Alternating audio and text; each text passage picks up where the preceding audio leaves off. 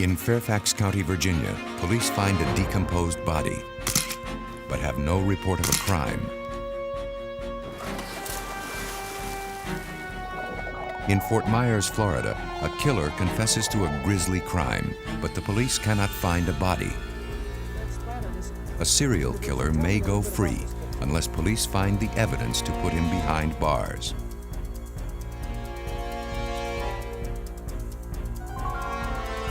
In each case, forensic scientists must find proof of the crime in the bones of the murder victim. Using scientific studies of human decay to find out when the victim died so the killer may be traced. Hoping to prove there is no perfect crime. That dead men do talk.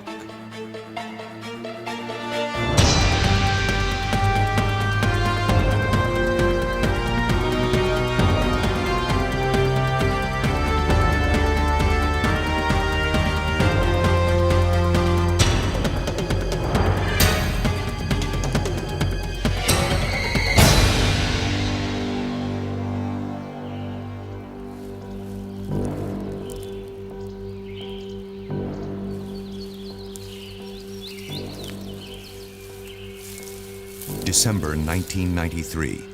In a wooded area near Washington, D.C., a surveyor has made a gruesome discovery. While mapping out a new suburb in the Virginia countryside, he has stumbled on a body buried in a shallow grave.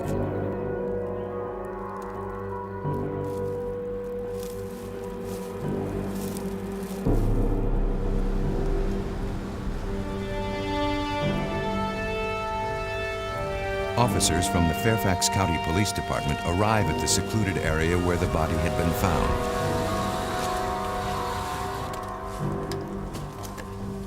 The first homicide detective on the scene is Detective Jerry Farrell. How you doing, Officer Gregory? What do you got? There's a human skull right over here. Okay. Let's take a look.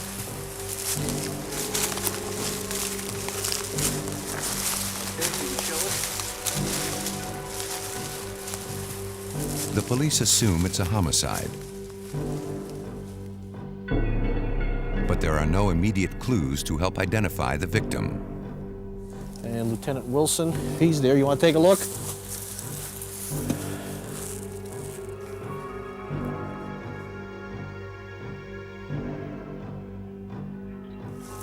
What you're going to need is start mapping out the area. Secure this area here, and then we're going to need at least 50-foot area perimeter set up around this one. The team of investigators will search a wide area. Scavengers have dragged parts of the body away.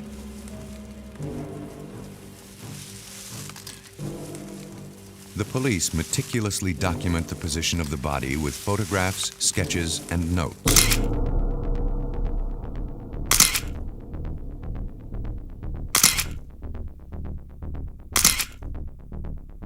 Detective Dennis Wilson heads the cold case squad, investigating crimes where the trail of evidence has gone cold. In such cases, every clue, every piece of evidence, no matter how small, may be the key to solving the crime. Involved in the murders of a couple of prostitutes in an adjoining county.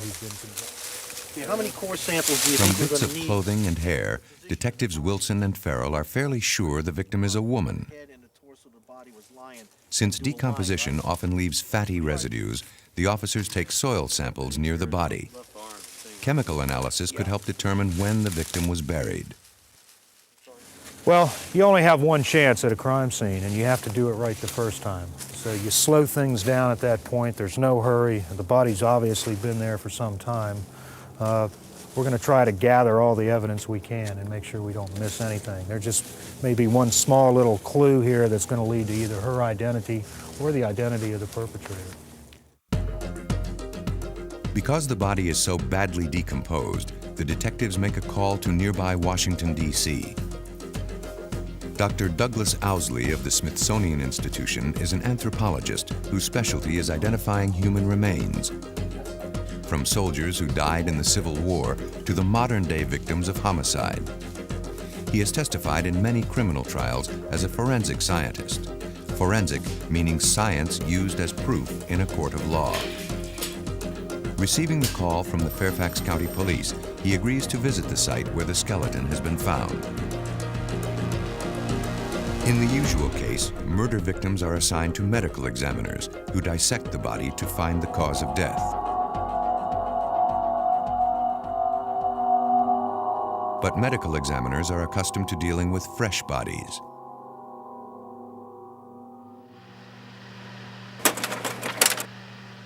Here, only bones are left to tell the tale, requiring the special skills of the anthropologist. It takes 3 days of careful excavation to take the body from the ground.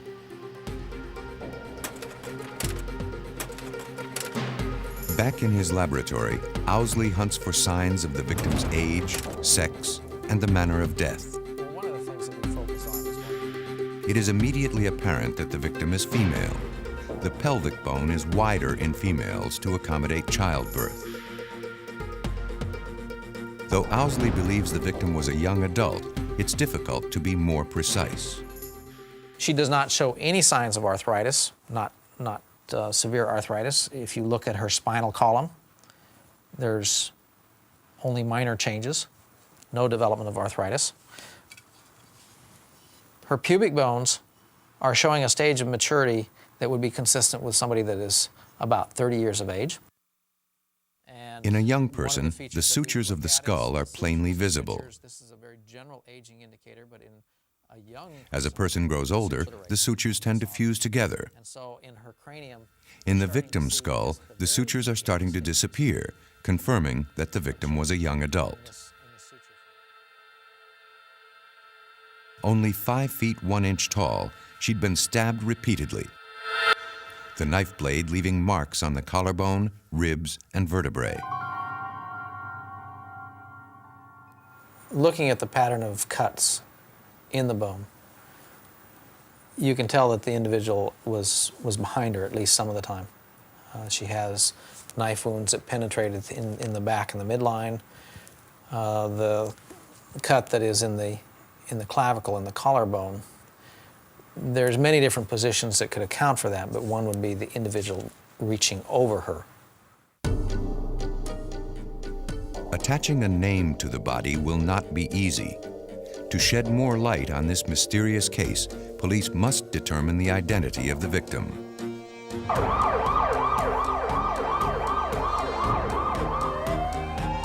In Fort Myers, Florida, police will have the opposite problem.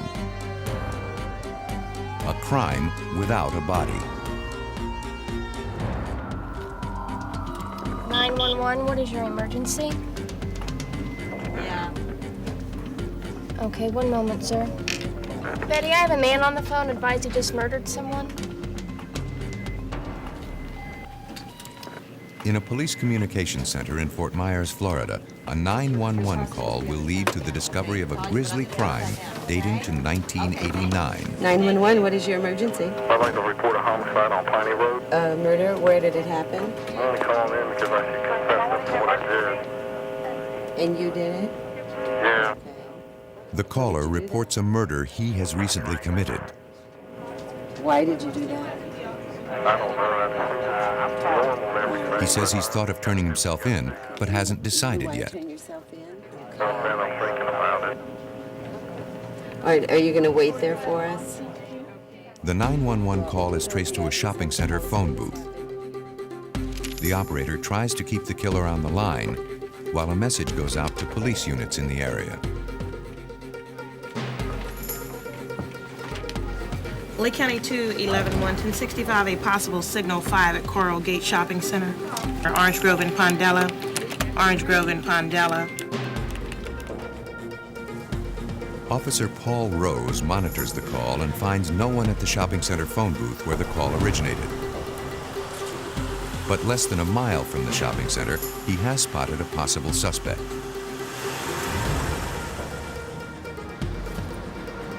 The suspect had been walking hurriedly at the side of the road, away from the direction of the shopping center. The suspect, whose name is Paul Klein, quickly admits he made the 911 call confessing murder.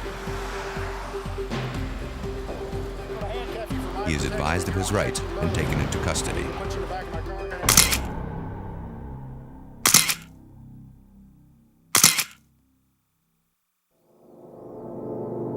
The previous night, he'd broken into a house and strangled an elderly woman on the couch where she lay.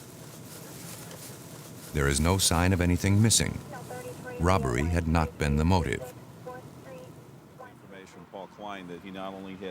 Lieutenant Jeff Taylor, entering the house, found the victim just as Klein had described her. But he would soon find out that she had not been Klein's first victim. Klein related to me that he heard voices, and the voices made him to become angry. And every time he became angry, he had to kill someone. And when he said that, it indicated to me that perhaps there were other victims also. And I asked him at that time if he had killed before, and he said yes, twice.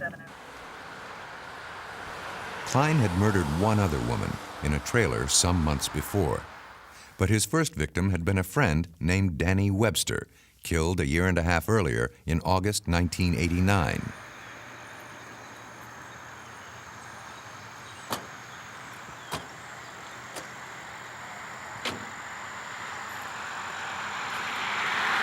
Luring Webster into a field to look for aluminum cans, Klein had beaten him to death with a lead pipe. A crime scene search unit scours the area where the killing allegedly occurred. There you go, I got something over here. Oh yeah? What is it? Work boot. Does it look like it's been there a while, or? We had information that we believed at the time that the crime was committed, the original act of the homicide was committed in this field. So what we did a grid search of this whole field, and upon doing that, we located a shoe. It's early to tell right now if it actually belongs to the victim, but we believe there's a good possibility that it does. Therefore, once we found the shoe, we have to treat it as evidence.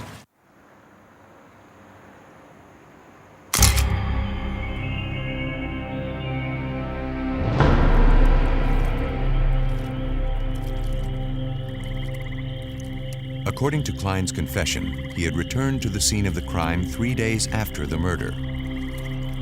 Arriving at night to avoid detection, he swam with the body to a marshy swamp island, where he dismembered the corpse with an axe and a paring knife.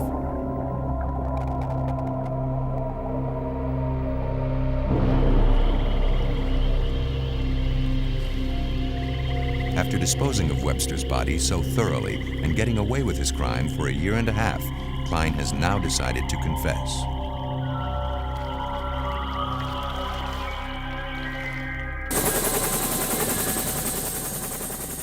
The crime scene search officers find a small piece of bone, photographed exactly where it is found. But they will not find a body. Without a body, police do not have enough evidence to convict. Detective Jack Schell interrogated Klein under tight security. Klein had once bent a stop sign with his bare hands. We needed a positive identification of the body. Although we had somebody telling us who they killed and that they killed them, we still have to prove who was killed, how they were killed, and when they were killed, to the best we can. It's the corpus delicti, the body of the crime. We have to be able to establish that, yes, this person died and that this person did it. I guess I must have actually hit him about, I don't know, maybe more than 200 times. I'm not sure. I just kept whacking at everything. I hit him in the legs, the arms, everywhere I could get. Face. Just his head region was more where I actually hit more than anything. But that was after he was already dead too. You know, I just kept hitting. Klein's confession by itself is not enough to prove the case beyond a reasonable doubt. The police must find the body. Klein pointed out the marshy island where he says he left the dismembered corpse. But even if police can find it, it will be hard to identify after a year and a half in the swamp. The taller bush. The case will go to Dr. William Maples of the University of Florida, a world-renowned authority on the identification of skeletal remains. In 1991, he led the team that exhumed the bones of President Zachary Taylor, who died mysteriously in 1850. Some historians say Taylor was poisoned, making him, not Abraham Lincoln, the first American president to be assassinated. After testing the dead president's hair and fingernails for poison, Dr. Maples laid the body and the assassin theories to rest. In the case of Paul Klein, it is immediately clear to Maples he is dealing with a possible psychopath totally unaffected by death. Well, bodies in Florida tend to bloat very rapidly. Florida is known for its sunshine and good weather, especially in the area of Fort Myers where this took place. So the first thing that our killer attempted to use was a paring knife. It is very flexible, it is light, it may be sharp, it may be serrated, and may be very, very effective sometimes in cutting up bones. The so-called Ginsu steak knife is amazingly flexible and yet will go right through bone if it's properly used. So our killer sticks the knife into this bloated body and outpours all over him yellow and green discharge, foul-smelling fluid. This is enough to really disturb anyone, even if they weren't disturbed to start with. But the killer's use of a paring knife may be the key to identifying the victim's remains and corroborating Klein's confession. If we take a paring knife and rub along a stick or a bone, or whatever the case might be, you notice that the blade jumps and chatters. This chatter produces an interrupted type of cutting on the bone surface. And we look for this evidence of chattering, and that tells us how flexible or inflexible the blade is. On the other hand, if we take a good heavy-bladed sharp knife and cut on the bone, it doesn't chatter, it simply shaves the bone. And this is evidence of a heavier, less flexible blade.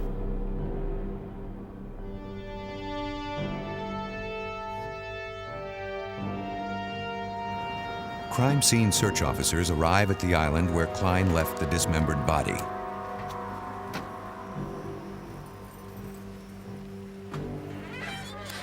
If they can find bones that were sliced with a paring knife, they'll have strong proof that Klein's confession is real.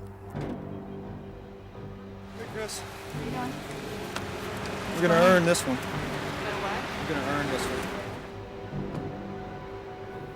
Klein was to have accompanied the officers himself, but in the boat going over to the island, he'd been much too excited at the prospect of seeing his victim's remains. For their own safety, the officers decided to search without Klein's assistance. It's a serious mission, for unlike his other crimes, the murder of Danny Webster was vicious enough to send Klein to Florida's electric chair, or else prove beyond all doubt he's a dangerous psychopath to be put away indefinitely. He seemed like a normal person. You didn't notice any psychological problems or anything, but the more it went on and the more I realized he was telling me the truth and that these gory facts he was telling me really did happen, then I'm beginning to think, you know, we got a real weirdo here that can do this and talk about it so calmly and so intelligently. Klein had a nickname he didn't like. Because his arms extended out from his body as he walked, kids made fun of him, calling him Popeye. What I did is, He'd killed Danny Webster for calling him names, repeating time after time it was because Webster had harassed him. How are you feeling? I'm feeling pretty good. Everything's all right. I just have to go ahead and, I don't know, I think I feel almost a little dizzy for that matter. I have to eat a little bit of something, take my medication. Is that person in the march Danny Webster? Yes, ma'am. Yep, that's him. Or that was him. Why did you kill him? He was always being cruel and, I don't know, calling me names and stuff, and I decided to go for it. Okay? Watch your head, Dave. Hey, thank you, ma'am. I appreciate everything. Watch yours.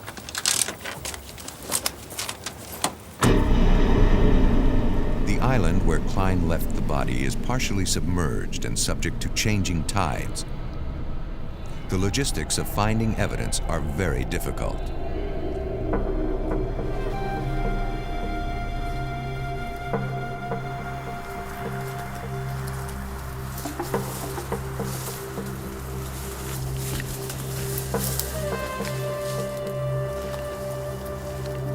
Finally, more bones are found.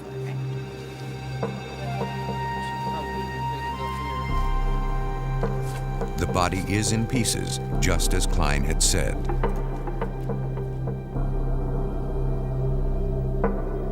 I asked him, how did you take this body apart? I believe his response was just like I always do. I took off the left leg, the left arm, the head, the right arm, the right leg, in a circular motion like that. And he'd used a hatchet, axe. He told me where the axe was, which was in another state. Him and his father had went to their home in another state and left it there before he came back. Pieces of bone found on the marshy island are sent to the FBI for examination. The FBI confirms that the bones show evidence of hatchet trauma.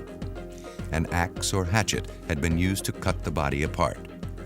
But according to his harrowing confession, Klein had reserved special treatment for the victim's head.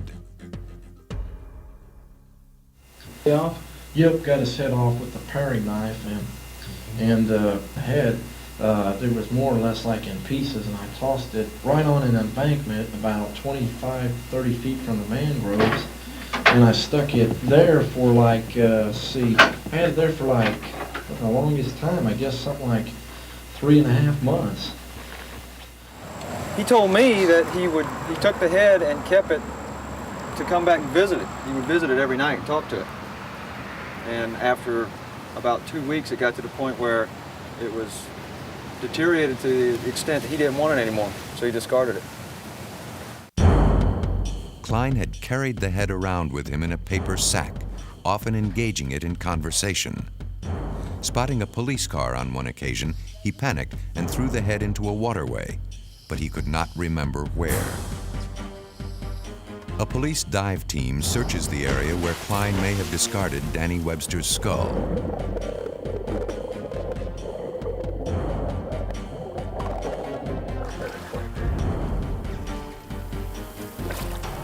It is an area of murky waters, frequented by alligators. They find nothing but coconuts. Unless the head is found, it may be impossible to identify the remains as those of Danny Webster. Here, as in suburban Virginia, the police must team up with science to bring a killer to justice.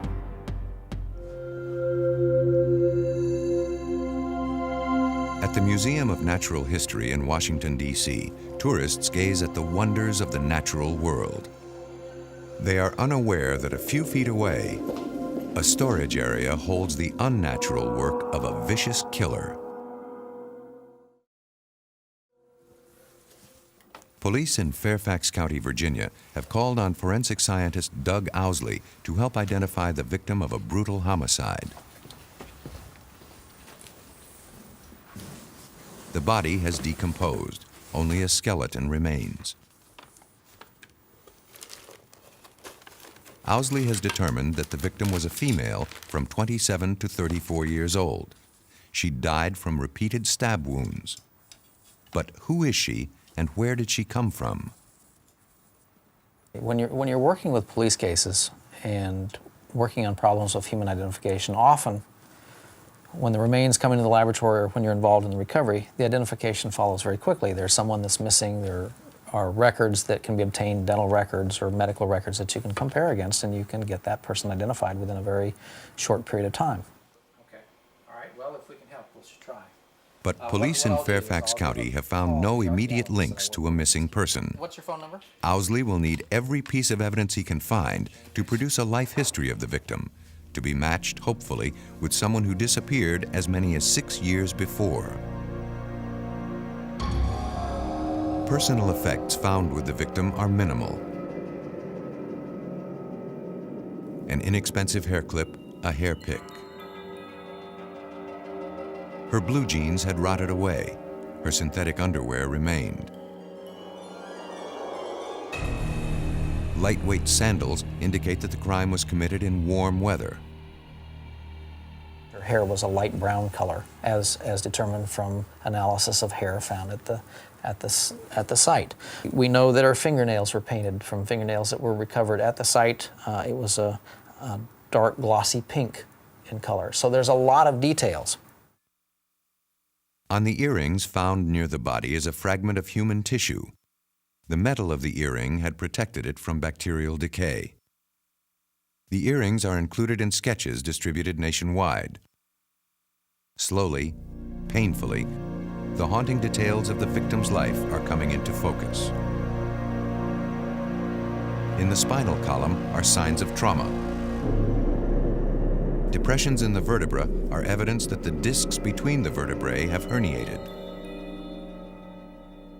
The victim may have held a job that required heavy lifting. She'd once taken care of her teeth, but in the last years of her life had allowed them to decay. She had fillings on the front teeth to maintain her appearance, but 5 of her molars are missing. Black stains on the teeth are evidence the victim was probably a smoker. Overall, the impression that you would have, but it's an impression based not only on the dentition, but perhaps some of the things found with it. It would suggest that it was an individual that did not have a lot of money, that fairly limited financial resources.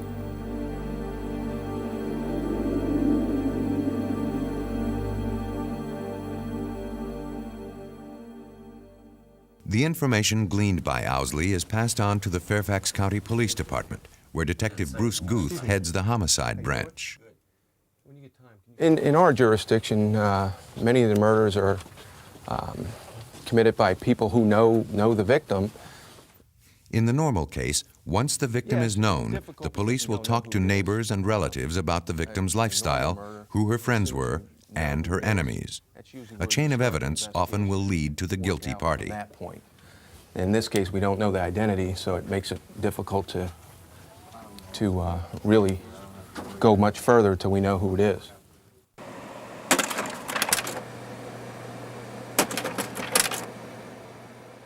Detail by detail, Fairfax County Police re-examine the evidence found at the scene. A sketch of what the victim may have looked like is distributed to police across the country, along with other details of the case. Even though this case is 2 years old, I'm still actively pursuing leads that have occurred. I receive inquiries approximately 2 to 3 a month. Just recently, I received one from Philadelphia, New York City, and Ohio. Despite the continuing efforts of the Fairfax County Police, there is no matchup of the murder victim with a missing person. To facilitate the search for the victim's identity, Doug Owsley provides data for a second composite sketch using an FBI computer program. When you look at a skull and you're trying to assess what this individual looked like, the basic form is going to be defined by the skull itself. In relation to that, then you take into consideration the clothing that's found, for instance, because the clothing helps you gain an idea as to the size, the weight of the individual, for instance. Starting with an image of the skull, the computer adds successive layers of detail. Markers indicate the probable thickness of facial tissue. The measurements are based on population studies of similar age and gender. Hair found at the scene, along with the plastic hair clip and hair pick, suggest a possible hairstyle. The victim had an overbite, a gap in her front teeth, and a cosmetic filling. Since these features would have been visible in life, the victim is shown smiling in the final illustration. But despite the pains taken to create a lifelike image, there is still no response when the image is published nationwide. Part of the problem, the police are still unsure when the murder occurred. When discovered in 1993, the bones had been dry. The flesh had long since rotted away. You'd have to say that it would be at least a year and a half before that this could have happened. But in reality, I think it could extend back further in time.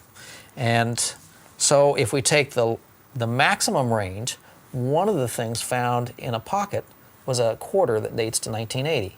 So looking at the time frame, we're in terms of the extremes, probably talking between 1991 and 1980. The problem of dating murder victims found long after the crime has occurred may soon have an answer. At a body farm in Tennessee, an unusual study is underway, using the volunteered flesh and bones of the dead. In Fairfax County, Virginia, police continue their search for clues to identify a woman found in the Washington suburbs. In Fort Myers, Florida, a confessed serial killer has led police to a headless body, barely identifiable as human. In both cases, work done at the Tennessee Anthropology Research Facility, or TARF, will prove invaluable. Its director is Dr. William Bass, a forensic anthropologist at the University of Tennessee in Knoxville. His expertise is the human skeleton. An individual who'd been dead about 10 days found out on the edge of the railroad. When a person is recently dead, morphological features such as prints on the fingers and palms can help with identification. When these features are gone and only the bones remain, the case is one for forensic anthropology. Bass's facility receives on average one body a week for identification. Parts of Tennessee have become a dumping ground for murder victims. We don't think of the interstates as being avenues of crime, but they're absolute avenues of crime. So you can kidnap somebody in Chicago. You can come down I-75, which comes down through Cincinnati, through Lexington, Kentucky, into Tennessee. The first real area that you get to on I-75 going toward Florida that is really rural is Tennessee. And we get a lot of bodies thrown out there.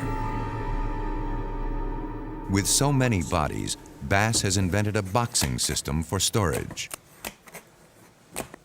Every skeleton gets his own box. So you want to box them because if you don't, they will get lost, they will get dirty.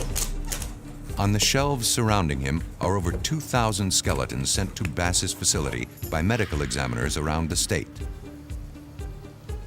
With the help of graduate students, Bass assists the police in determining the sex, race, and other identifying characteristics of unclaimed bodies. But in doing his work, Bass became acutely aware there were no reliable statistics on rates of human decay.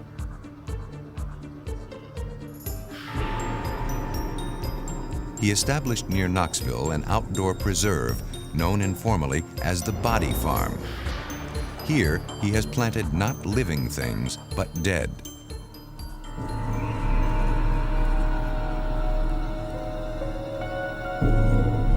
Human bodies left in the open to decompose. It's an experiment that will tell him how bodily decomposition is affected by weather, climate, and the degree of exposure to the elements. This is a body that we're studying the effects of the covering of the body that the maggots leave. This body has been outside for a year. Maggots have eaten its inside away, but left some of the skin for protection. Maggots don't like sunlight, and what they do is they leave this as an umbrella to protect themselves from the sun. And so you get bodies like this that will have the covering on them holding the bones together, although there are no internal organs left there at all. The specimens used for Bass's experiments come from two basic sources: those who have donated their bodies to science and unclaimed bodies sent to the facility by medical examiners. After the bodies have lain in the open to decompose, they are brought back to the laboratory for analysis. Dissection will tell how their exposure to the elements has affected their skin, bones, and tissue. These statistics will then aid police departments in determining how long a newly discovered homicide victim has been dead. To keep out intruders with morbid curiosities, security guards keep the body farm under tight surveillance. Bass has attempted to duplicate all the common ways in which killers dispose of their victims. Well, we try to keep as honest a setting as we can. We try not to make anything artificial. It's exactly the way it is in nature. What we have here is an automobile that we have been looking at the decay rates of people in automobiles, both in the passenger compartment and in the trunk. A body placed in the trunk for observation has since been removed, but its byproducts remain. Tiny pupil cases from which flies have emerged. A matter of minutes after death has occurred, flies are attracted to the body to lay their eggs. The eggs will hatch into larvae, or maggots, that feed on the decaying flesh before turning into flies. We can tell you that this individual has been in this trunk at least 21 days from the fly pupae that are present, from the pupil cases that are present here. In the back seat of the car, another body has been removed, again leaving a clue as to time of death. Hair mass. What's called the hair mass falls off a dead body after a week's time. Bass has found that in enclosed vehicles, the buildup of heat often accelerates the process of decomposition. This came in last week, and I kind of want to get an idea of what they look like now. Some of the bodies have been dead only a week. Well, he hadn't gone very far. Well, they're both at about the same stage, aren't they? On that body. Others are much older. Well, there are some maggots right there, but that maggot is frozen. He's gotten away from the warmth of the body and didn't make it back to the body, so there are a couple right there. I'm going to push this back just a little bit more here, and we'll see if we can't get under there. And I'm not really sure. Well, you see, there are lots of maggots. See, there are hundreds and hundreds of maggots in there, and they are either slowed down. They're not doing much right now because it's so cold.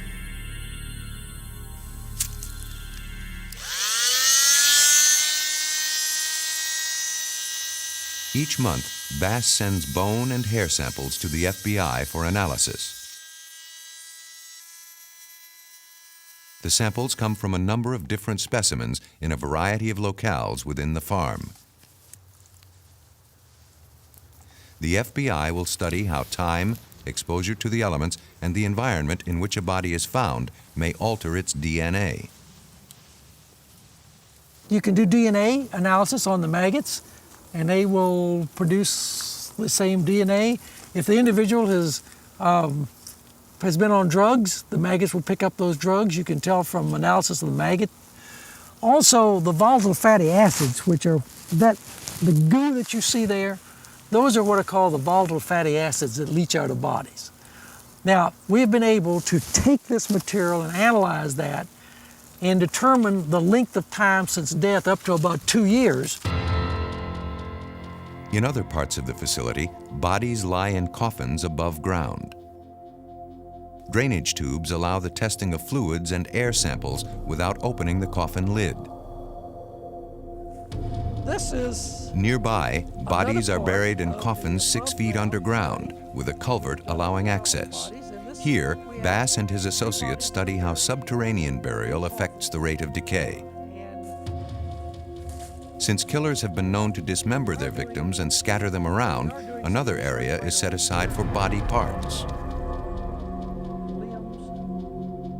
It is not always an exact science, but Dr. Bass's work, the first of its kind, will help the police with murder victims found long after the crime.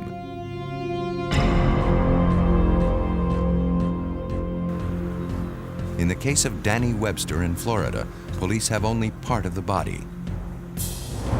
The killer has done a thorough job of dismembering and scattering the remains. Filling in the grisly details of murder and mutilation will be the job of forensic science.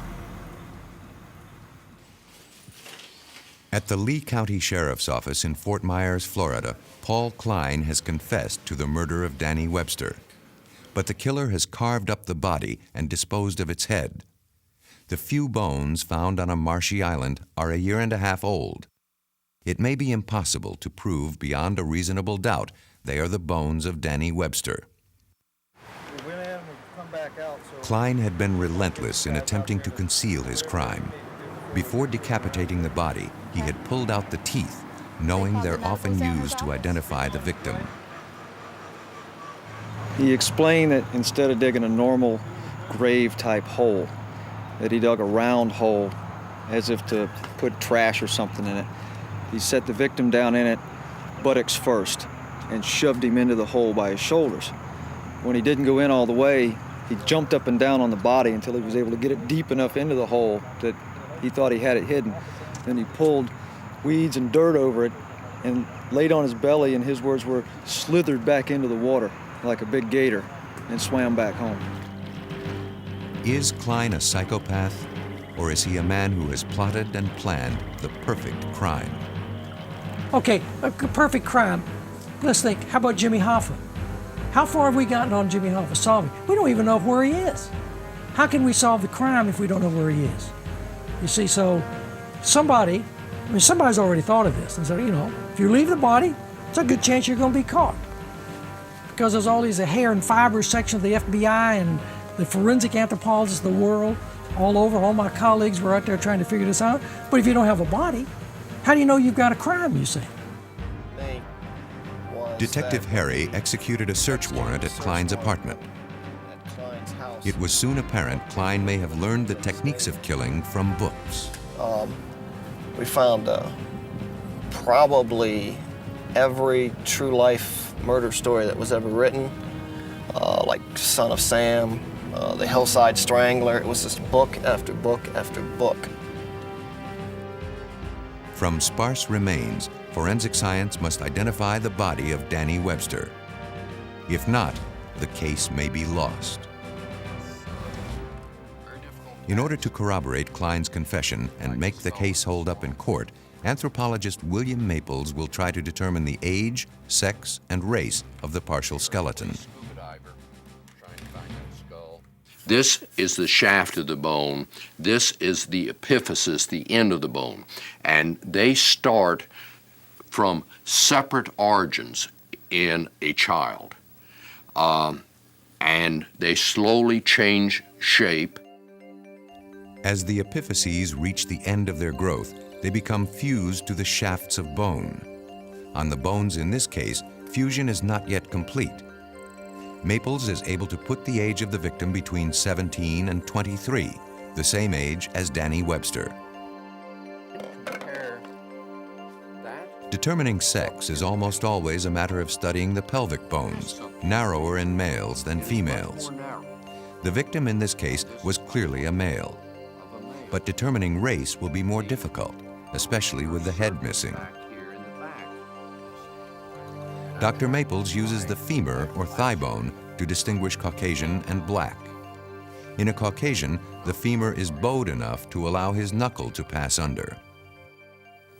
In the case of a black individual, the shaft tends to be much flatter and straighter, and there is no anterior bowing. The amount of curvature in the femur clearly indicated to me that we were dealing with a white male. Finally, Maples examines the bones for evidence of the chatter marks that a paring knife would leave if used to dismember the body.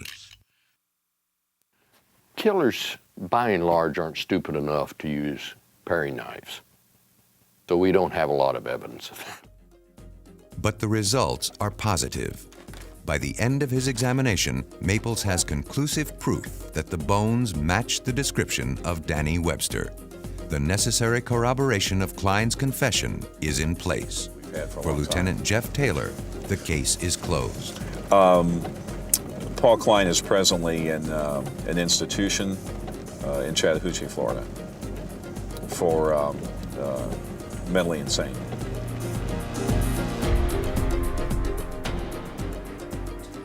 But in Fairfax County, Virginia, police have a tougher problem. A murder victim remains unidentified. A killer may go undetected, free to kill again.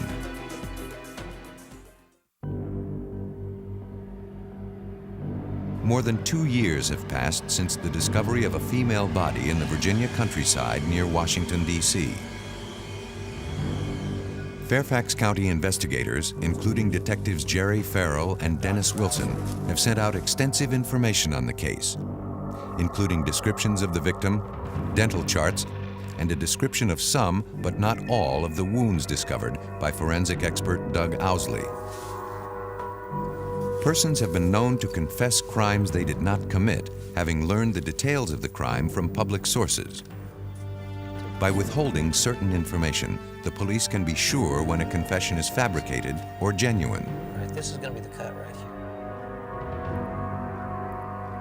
Far from having a confession, police in Fairfax County, after 2 years of searching missing person files, still do not know who the victim is. Even today, we think a lot about her and are hoping that through the facial reproductions that have been done, that someone might be able to recognize her, might be able to contact the police and offer new insights, because this is somebody that we need to get identified, and we certainly need to in order to hopefully prevent this from happening again, find out who did this. We've sent hundreds of leads out, hundreds of posters. We're going to probably revise this again at least once or twice a year. We try to cover it on the TV stations, the media. We try to get the newspapers interested to run the picture. We run not only the artist renditions, but we also run pictures of the clothing. This is no way a case that's just sitting on a shelf and nothing being done. With a growing population and more people on the move, many crimes may never be solved.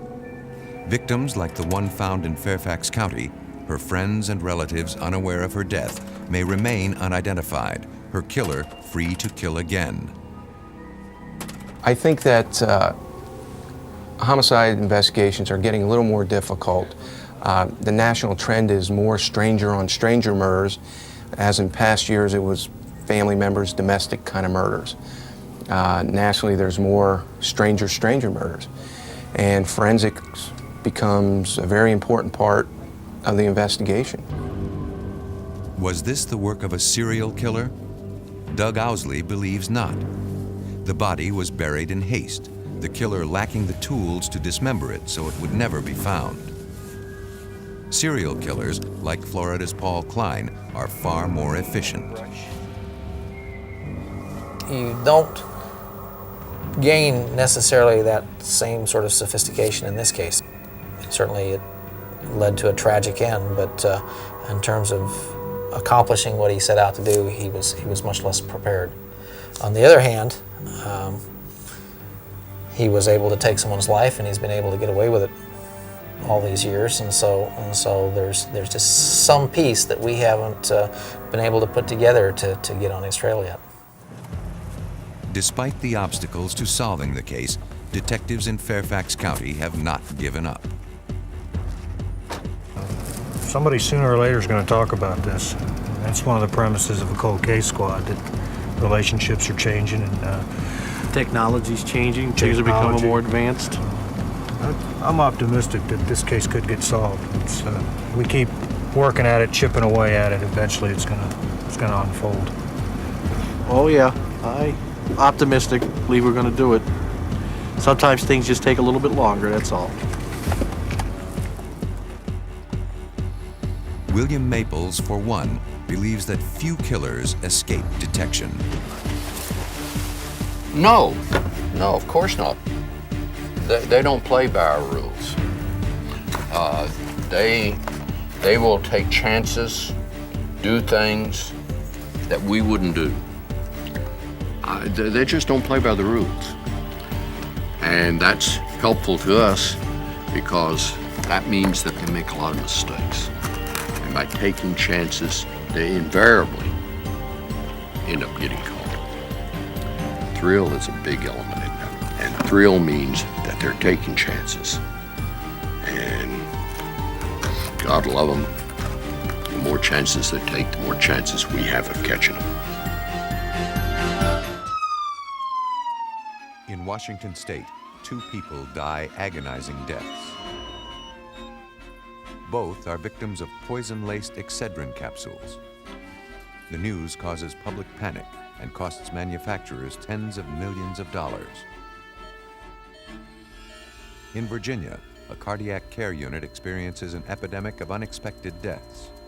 Is this bad care or bad luck? Or is it something more sinister? And a man tries to murder his wife in an insurance fraud. Your emergency? I've got a medical emergency. My wife is going into some kind of convulsion. And her mouth is foaming. Poisoners are among the most elusive killers. Today, forensic detectives are employing an arsenal of techniques to uncover and convict them. Who is winning the war?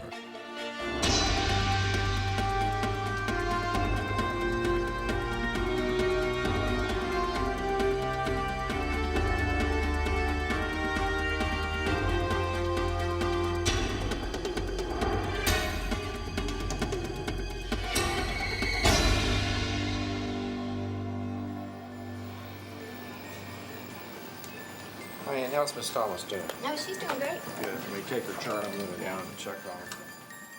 It is 9 o'clock on a Saturday night when Dr. Joseph Whittle makes his final rounds. Whittle is co-director of the Coronary Care Unit at General Hospital in Petersburg, Virginia. Hi, Miss Thomas. I'm Dr. Whittle. He has been on duty since noon. It is time to go home.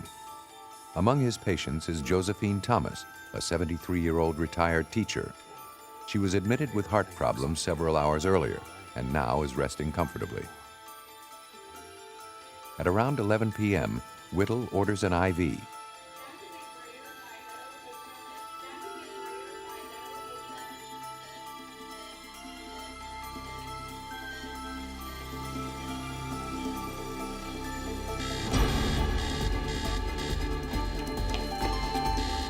Miss Thomas? Miss Thomas?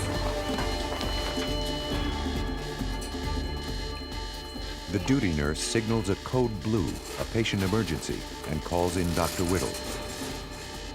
Josephine Thomas is in crisis. It takes Whittle just 15 minutes to return. Everyone clear? Shocking? Too late. Josephine Thomas cannot be revived.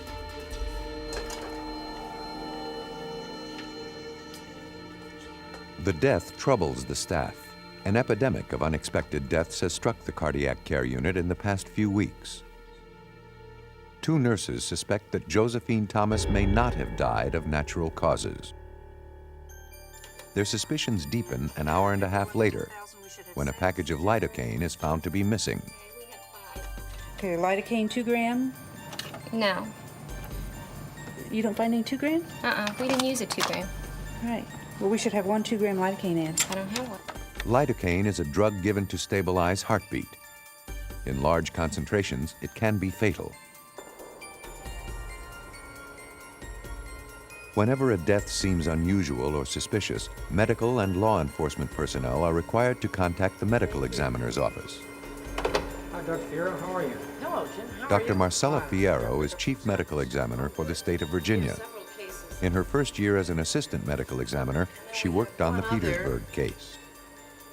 The problem arose when it became apparent that there was, one, an increased number of deaths in the unit as compared to previous months, and secondly, that a significant number of them were occurring in the presence of or were being discovered by Leroy Hargrave.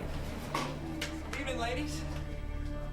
Leroy Hargrave was a 21-year-old nurse's aide whose reputation around the hospital was decidedly mixed.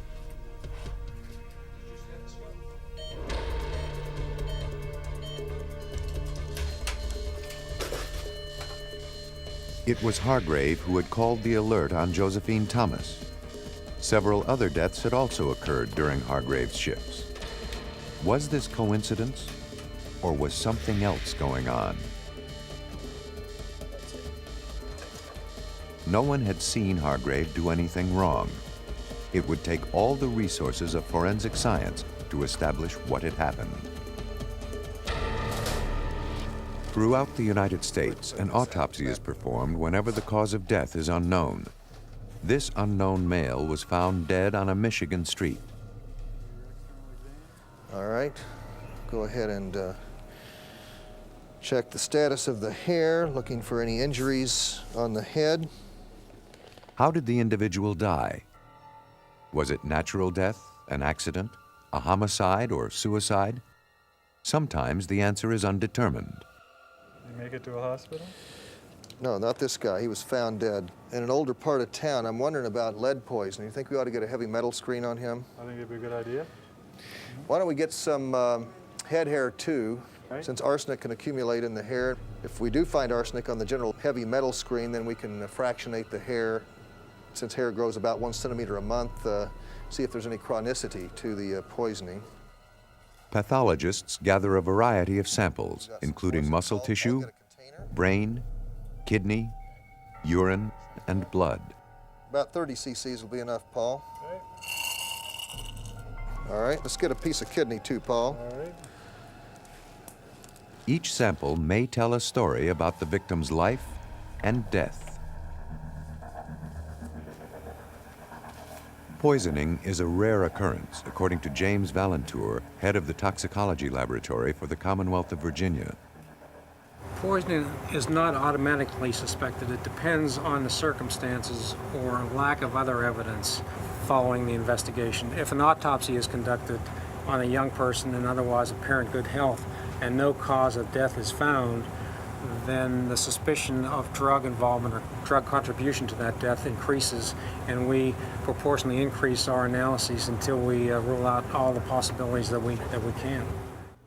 Today, poison specialists, called toxicologists, employ a bewildering array of sophisticated technologies. Antibodies, protein substances the body produces to combat foreign matter, are used to detect toxins. To test for cocaine and its metabolic products, for example, blood is mixed with antibodies specific to certain parts of the cocaine molecule. A fluorescent label is added to the mixture. If cocaine is present, the pattern of fluorescence changes. To identify poison compounds, they must be broken down into smaller parts called ions. Dr. Valentour and his colleagues use the most powerful techniques available, which include the gas chromatograph and mass spectrometer, which are often used in combination. Chemicals are added to a sample to separate any organic drugs present from the blood matrix.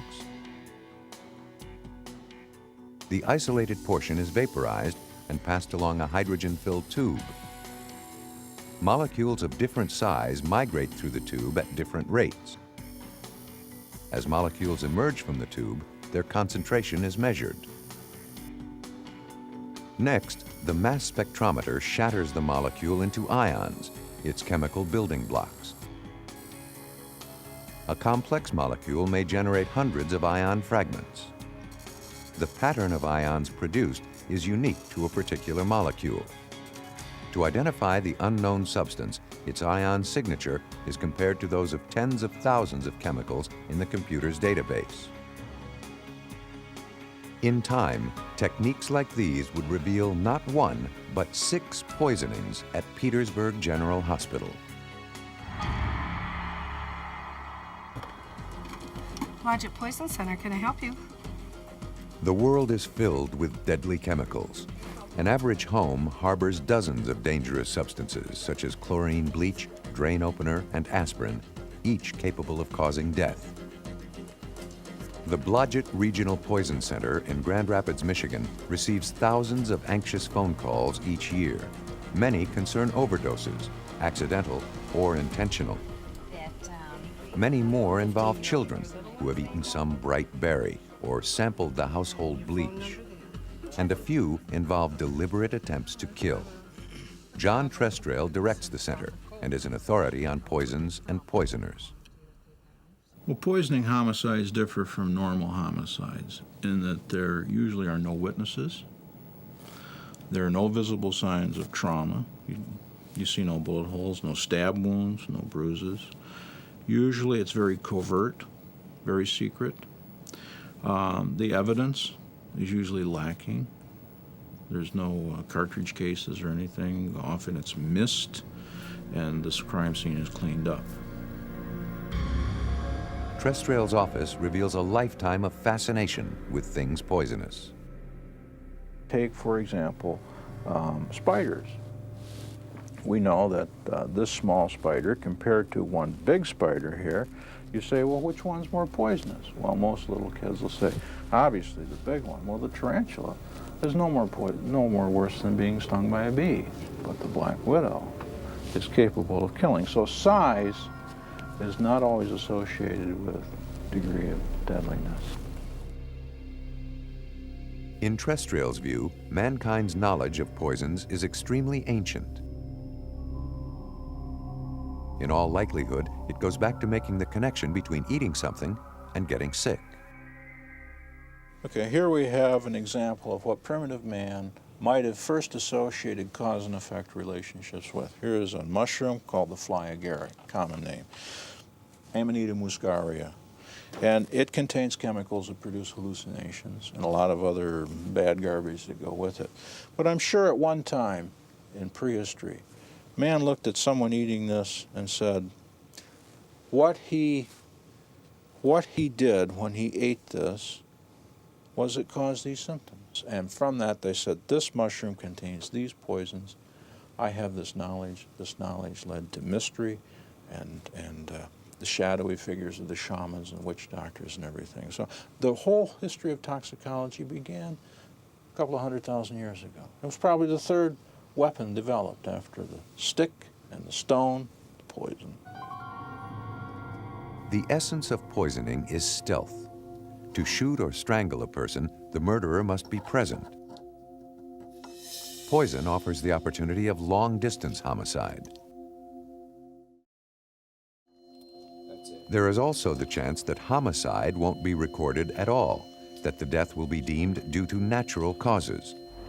This is what had occurred at Petersburg General Hospital, until Josephine Thomas's death began to arouse suspicions. The First Lady came in and was autopsied and was found to have serious heart disease, but she also had lethal concentrations of lidocaine in her blood and in her tissues, which she should not have had because she had no order for it in her chart, nor had she been given lidocaine during her code. Concerned about the rising death rate, the hospital reviewed all the fatalities since Leroy Hargrave had been assigned to the unit.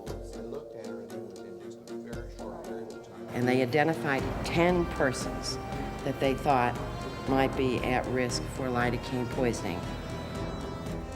James Dalton, now a judge, was assistant Commonwealth's attorney in Petersburg when the deaths took place.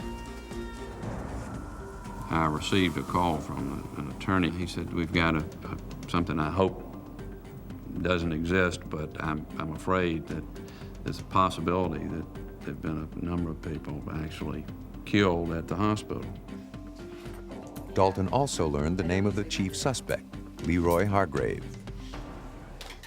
They were on his shift, and his shift may have varied, but he he moved around, so whenever he was on a shift. But it was a night shift normally that these occurred, and I guess it was not too suspicious initially because I think there is some history of people dying at night more frequently. So far, the evidence was circumstantial. Hargrave happened to be around when the deaths took place. To convince Dalton, and ultimately a jury, that they were premeditated murders, the medical examiner had to show that the patients had been given lidocaine in unusual amounts. The task was made more difficult because several of the victims had been dead for several months. It was a toxicological masterpiece as far as detective work because they were, in one case, they're working with fresh tissue. In other instances, they had to recover the poison from bodies which had been embalmed and buried. And in the third instance, they had to try and establish sufficient tissue levels in the biopsy samples from the previous autopsies. When it was all over, of those 10 deaths that were suspicious, 6 were established as due to acute lidocaine poisoning. Prosecutors pieced together a likely scenario leading to Josephine Thomas's death. It begins with Hargrave stealing some lidocaine.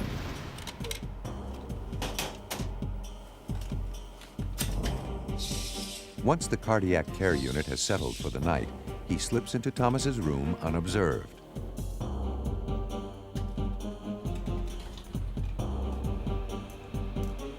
After loading a hypodermic with a massive dose of lidocaine, he temporarily disables Thomas's cardiac monitor alarm.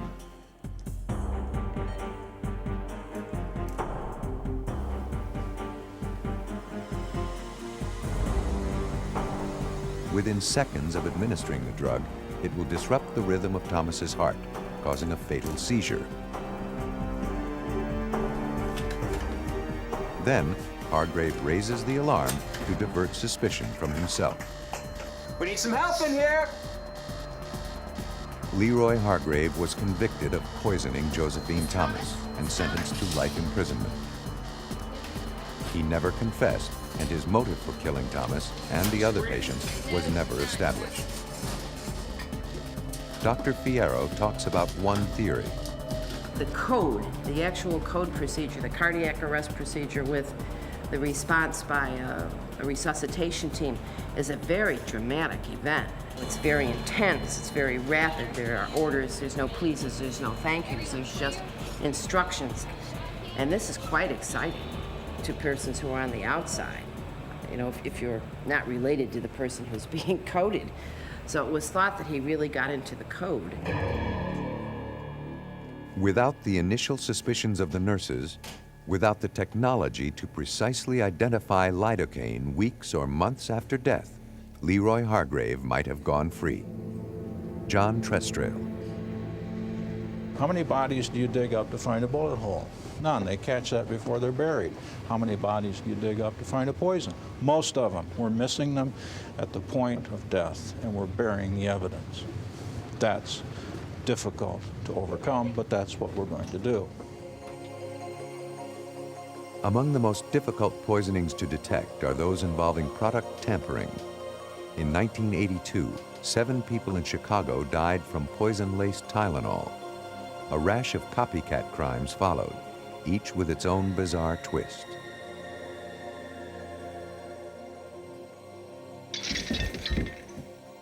June 11, 1986, the town of Auburn, Washington. Hey, Mom?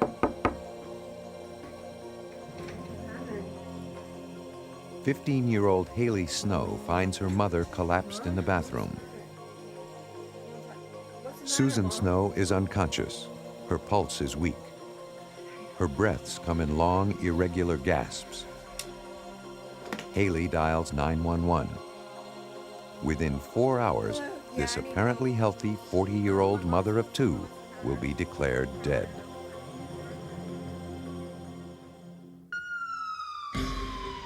When paramedics arrive at Seattle's Harborview Medical Center, Susan Snow is comatose. Harborview is the best trauma center in the Northwest, but Snow is fading fast. Snow's condition puzzles the emergency team. Her brain appears swollen, inflamed. She is struggling for breath, and her vital signs are failing. She never recovers consciousness. An hour after admission, she is declared brain dead. What appeared at first as a random death soon will be revealed as murder.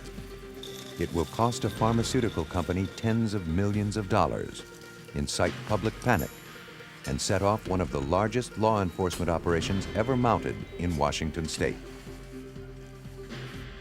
Special Agents Jack Cusack and Mike Byrne were part of the FBI investigation team. The first victim in this case was Sue Snow. She was a 40-year-old bank teller that lived in Auburn, Washington. And in her daily routine, she always ingested Excedrin. The cause of Susan Snow's death emerged almost by chance. At her autopsy, the assistant medical examiner noticed the smell of bitter almonds, a telltale sign of cyanide poisoning. Many people cannot detect the odor. By a quirk of genetics, the assistant medical examiner could. Dying by cyanide isn't pleasant. Inside each cell, cyanide displaces oxygen in the energy transport mechanism. Deprived of oxygen, cells collapse. The body dies, slowly asphyxiating, bit by bit.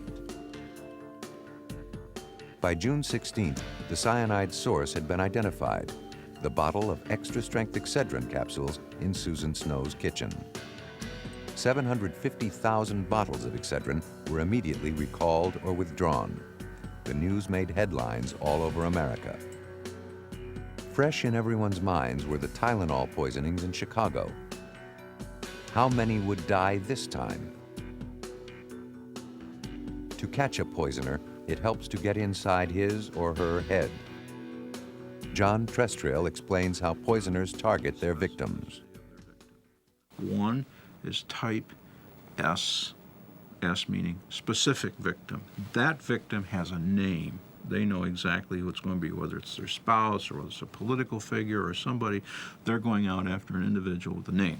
The other type is type R, random victim. In other words, they know they're going to get somebody, they have no idea who it's going to be. And this is where you find your tamperers who are at work, either for ego or for industrial blackmail.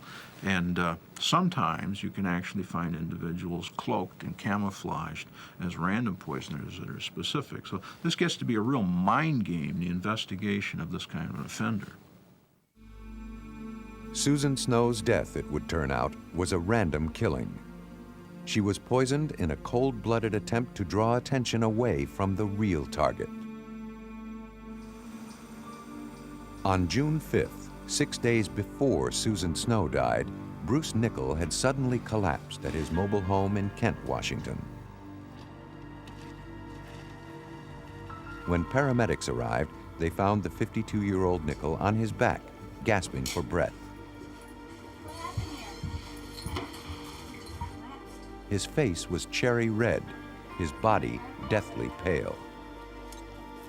The paramedics had never seen such symptoms before. Nichol's wife, Stella, told them he had been complaining of headaches. Shortly before collapsing, he had taken 2 extra-strength Excedrin capsules.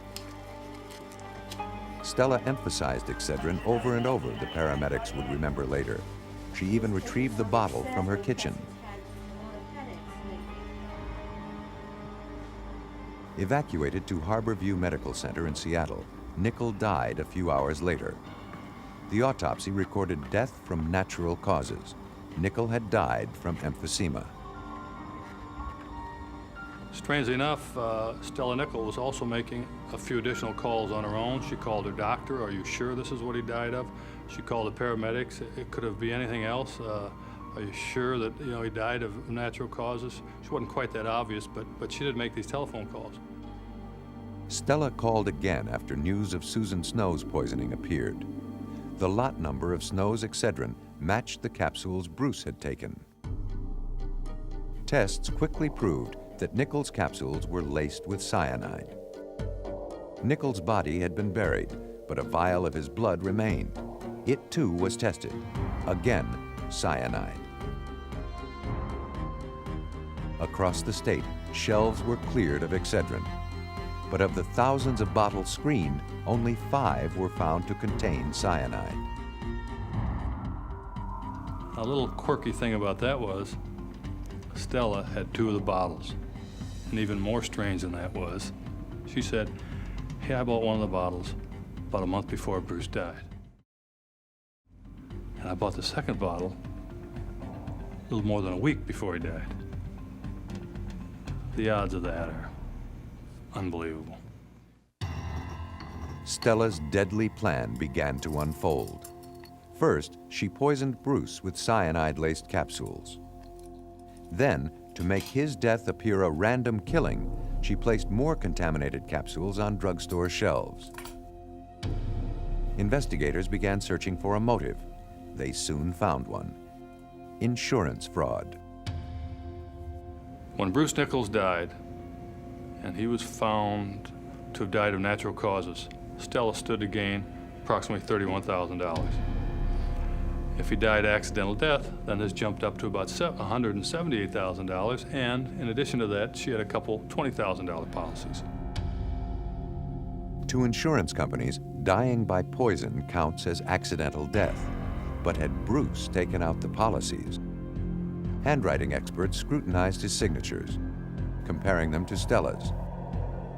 The height and width of a letter, its shape and slope, all contain telltale clues. So does the fluidity, the flow and rhythm of the writing, which is very hard to fake. Bruce had not signed the documents. Stella had. Could the investigators now tie Stella to the cyanide?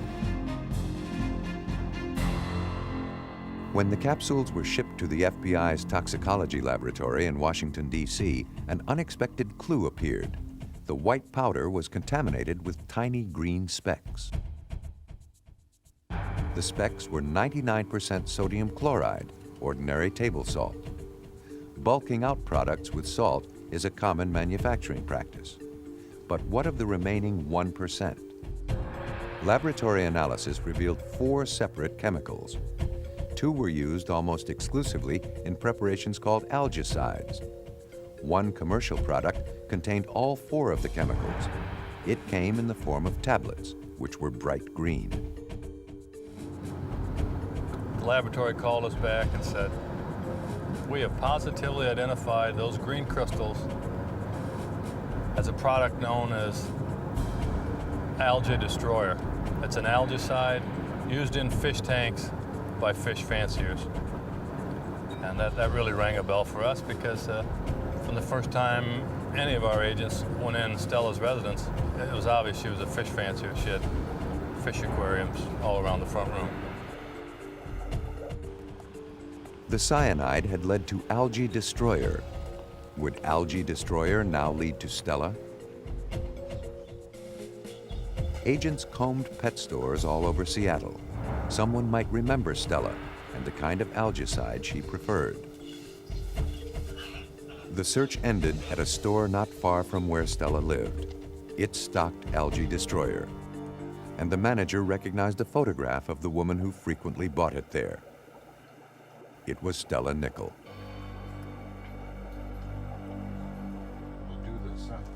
For months after Bruce Nichols' murder, Stella avoided taking a polygraph test. Her health would not permit it, she explained. In November 1986, she finally agreed to cooperate. The test is designed to pick up tiny physiological changes. Blood pressure and pulse rate are carefully monitored. Each may change when an individual lies. Forensic detectives use the polygraph to eliminate innocent individuals from their suspect list. That was not to be Stella's fate. I remember the comment she made when we were walking back to the examination room. And she kind of turned around and said, I feel as though I'm walking into a lion's den.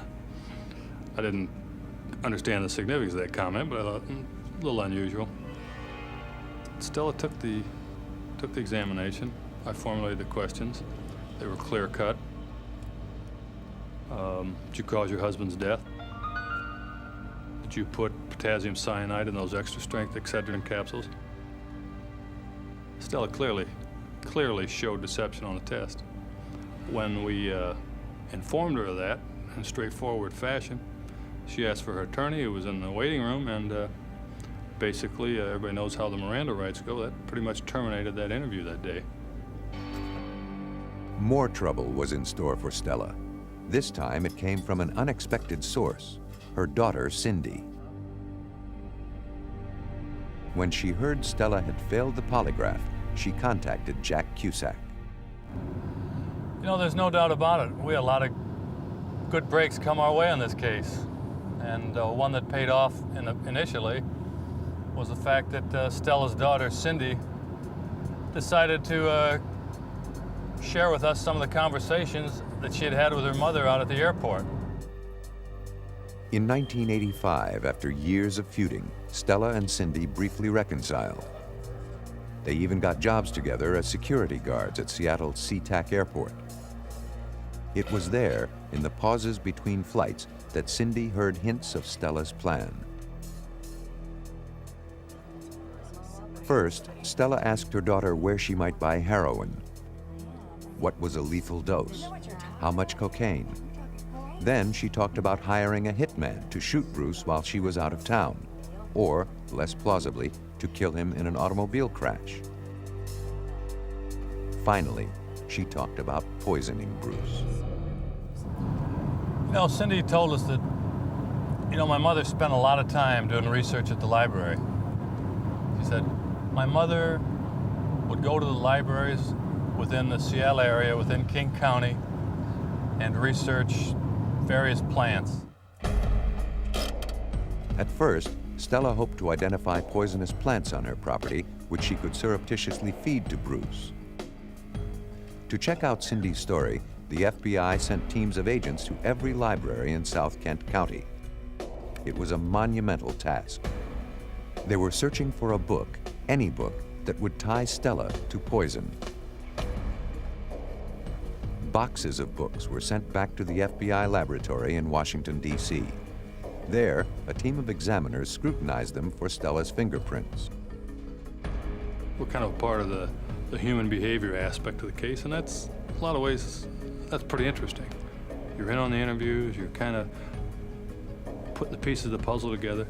A lot of the unsung heroes in this is the poor guy back in the FBI laboratory that gets half a truckload of books and a set of fingerprints and said, find him in there, and he spends months and months, and all of a sudden calls us up one day and says, hey, in this one book, of the multitude of books you sent me, I found 104 of Stella's fingertips in there, and I found 3 palm prints.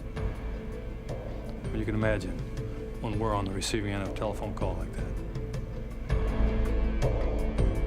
The circle was closing on Stella.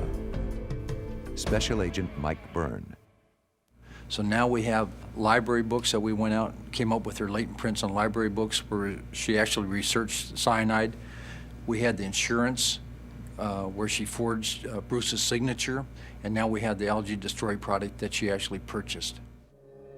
On May 9th, 1988, Stella Nickell was found guilty of murdering Bruce Nickell and Susan Snow. She was sentenced to life imprisonment without parole. She never buckled. When Jack had a chance to interview her, said, you failed the polygraph examination, it was just a stone face. And she never buckled. Even to this day, she's never said anything. No one saw Stella poison Bruce. She never even met Susan Snow. Still, she refuses to face her guilt. Denial may be a characteristic of poisoners. According to John Trestrail, imagination is another. We also find that poisoners are very intelligent, certainly more so than the typical brute-like clubbing of an individual as a sophistication of the weapon's delivery. We find they're very artistic. By artistic, I don't mean they paint pretty pictures, but I mean that they can design almost something like a play. Investigators believe Joe Mealing adopted Stella Nickell's scenario when he read about her story in Reader's Digest. The case begins on February 2nd, 1991, in Tumwater, Washington, 50 miles southwest of Stella Nichols' home.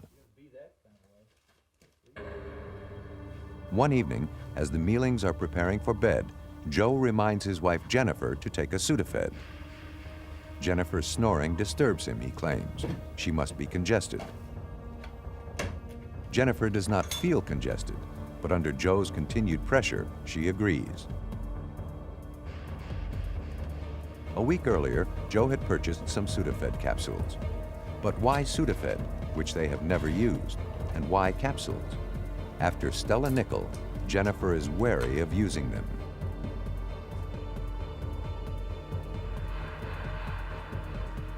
Moments later, Jennifer collapses and rapidly becomes unconscious.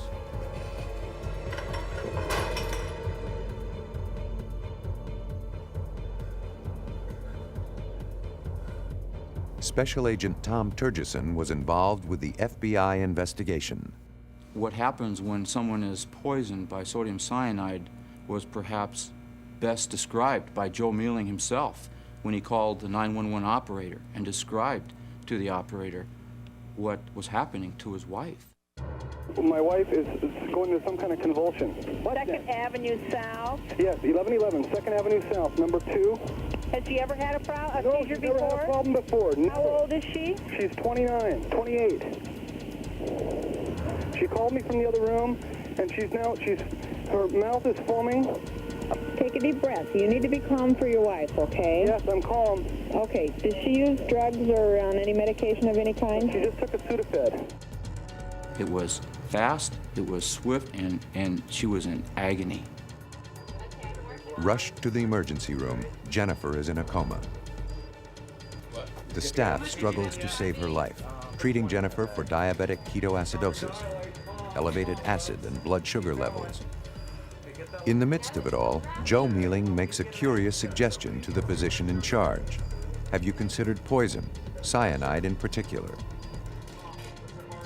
Miraculously, Jennifer recovers. She tells the emergency room doctor that she had taken Sudafed at her husband's insistence. The doctor alerts the police and orders a cyanide test. Next day, his suspicions are confirmed. There is cyanide in Jennifer's blood. Without Joe Mealing's comments about cyanide, Jennifer Mealing's poisoning might have been overlooked, just as Bruce Nichols' poisoning initially was missed. But why don't toxicology laboratories routinely screen for cyanide? Washington State toxicologist Dr. Barry Logan. It's relatively uncommon to uncover an unsuspected poisoning. Usually if an investigation has been done properly by the investigator's office, by the coroner's office, we have information up front about what the circumstances are surrounding the death, so we know whether it's likely to be a poisoning or not. Dozens of compounds show up on routine drug screening tests. Cyanide does not. And there is a further complication. Prior tests for cyanide have taken a long time to do, and it's been difficult to generate the results in a way in which the information can be used effectively by the investigators. Before 1991, detecting cyanide involved a multi-step test which took at least a day to complete. Every sample of tissue or blood had to be tested separately. Dr. Logan has devised a simpler procedure, a litmus test. Chemicals are added to a sample generating hydrogen cyanide gas, if cyanide is present.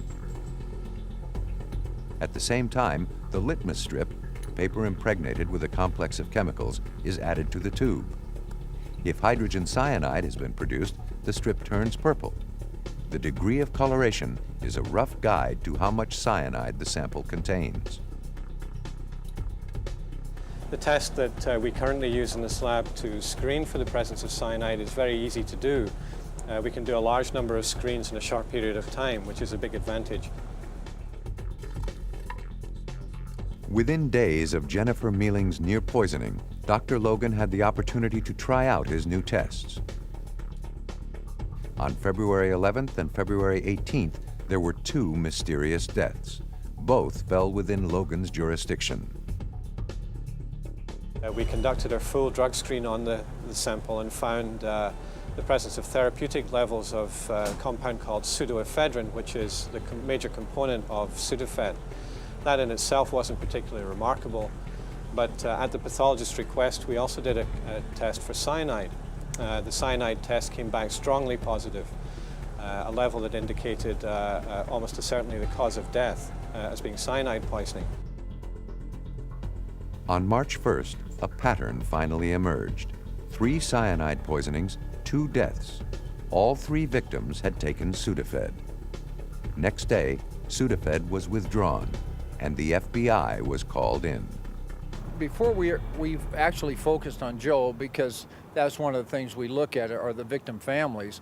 But Joe made several comments that he is the primary suspect and that he's too smart to ever be caught, and he certainly wouldn't be caught by the FBI.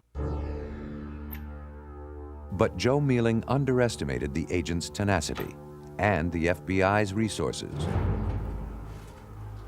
FBI agents carefully examined the backing of the Sudafed packages in the hopes of finding some evidence of tampering. They found that on untampered packages, the foil breaks when the pill is pushed through the back, leaving a jagged edge. But on the tampered packages, the break in the foil was smooth. Mealing had removed the capsules with a razor, carefully slicing them from the package so he could replace them later. Throughout the investigation, we tried to learn about nearly every aspect of Joe Mealing's life. We tried to reconstruct everything that he did for a fairly extensive time period, geographically place him into the areas of the crime scenes, to find out what's making him tick, try to find the motive, how does he operate. We want to know everything about Joe Mealing. Joe and Jennifer married in 1986. From the beginning, they had quarreled, mostly about money. Jennifer took multiple jobs to make ends meet. Joe indulged his hobbies: photography, computer, and theatrical makeup. But in the days before her poisoning, Jennifer later admitted, Joe's normal behavior had changed. 5 days before her collapse, Joe bought the Sudafed capsules, which neither of them had used before. When Jennifer returned home, she found Joe polishing his gram scale. Why now? He had not used it in 18 months. Stranger still, Joe was wearing latex gloves. He never cleaned the kitchen. It wasn't his job. Finally, there was the matter of the insurance policy. Joe caught Jennifer on the way to work one day and asked her to sign what she thought was a small life insurance policy for only $30,000. He knew exactly what he was doing. He asked her to sign it. When she was in a hurry, on the way out the door, she signs, and now he has a total of $700,000 on her life. Catching poisoners is rarely quick or easy. Despite the forensic detective's arsenal of sophisticated scientific techniques, often the most important element of a successful investigation is sheer doggedness. The FBI Evidence Response Team begins by meticulously examining a crime scene. Agents don special clothing, not to protect themselves, but to safeguard the evidence. With today's ultra-sensitive techniques, a single drop of blood or saliva, a strand of hair or scraping of skin may seal the conviction of a criminal. Careful record keeping is vital. Where each item was found, when and by whom must be documented if the evidence is to stand up in court. FBI headquarters in Washington receives so many items of evidence for testing each day, it has been given its own zip code. Fingerprints still remain among the most important clues. The FBI has more than 200 million on file. There are dozens of ways to develop otherwise invisible prints, latent prints. One of the most effective is with the vapor of superglue, which adheres to the print and raises it to the surface. In the Sudafed poisoning case, Agent Turgeson and his colleagues fingerprinted every piece of evidence that might implicate Joe Mealing. 6 contaminated bottles were eventually retrieved, but Joe's fingerprints could not be found. Dozens of library books were examined, again without success. Perhaps Joe remembered that fingerprints helped catch Stella Nickel, and so he wore rubber gloves. FBI agents mapped the locations where the tampered packs were found. Joe told the FBI he bought Sudafed from a store near his house. Other tampered packages turned up in a store in the Lacey area near Joe's work. But 4 stores in Tacoma also had tampered product. Special Agent Tom Turgeson. The red dots indicate places where we could place Joe Mealing through physical evidence, through receipts, through witnesses, and other methods. Place him in one store, for instance, and in other areas around the time frame of the tamperings and in the immediate surroundings of those stores. Joe's link to the 2 stores near his home and work were evident enough. But what of the 4 stores in Tacoma? We found out that Joe would frequent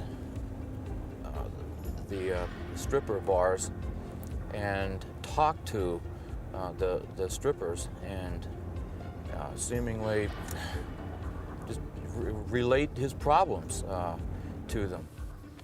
We found several of the dancers from topless dance clubs who recognized Joe Mealing, who testified against him at the trial, who placed him up here at certain dates and times. Some of them said he was a regular frequenter of the establishments, and they easily recognized him. The investigators had tied Joe to the tampered Sudafed packages. Could they now tie him to the cyanide?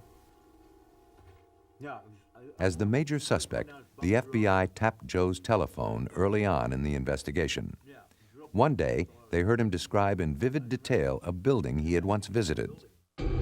From the description, FBI agents identified it as the Emerald City Chemical Company in Kent, Washington. Among other things, Emerald City Chemicals sells cyanide. When investigators examined the poison register for the day Joe had visited the area, they could not find his signature. A Richard P. Johnson had bought cyanide that day. It was all the FBI required. As in the Stella Nickel case, handwriting analysis proved decisive.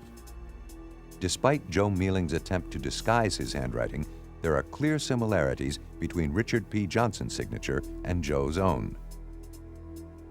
Consider the formation of the J, for example, the shape of the O, and the way the letters sit upon the line.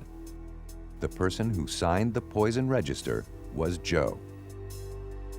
It was determined that Joe Mealing purchased 1 pound of sodium cyanide on January 11th. A pound similar to this container, which is a representative container of sodium cyanide in the amount of 1 pound. That's a lot of poison, considering a pill the size of a Sudafed capsule killed 2 people and injured 1 other. One last point puzzled the investigators.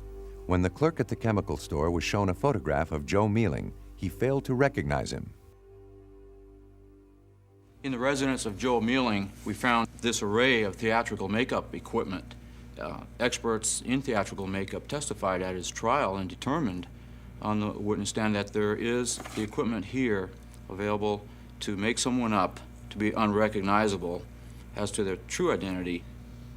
We found a photograph of a person who looks elderly, graying hair, wrinkled face, and it's a friend of Joe Mealing in his late 20s, early 30s.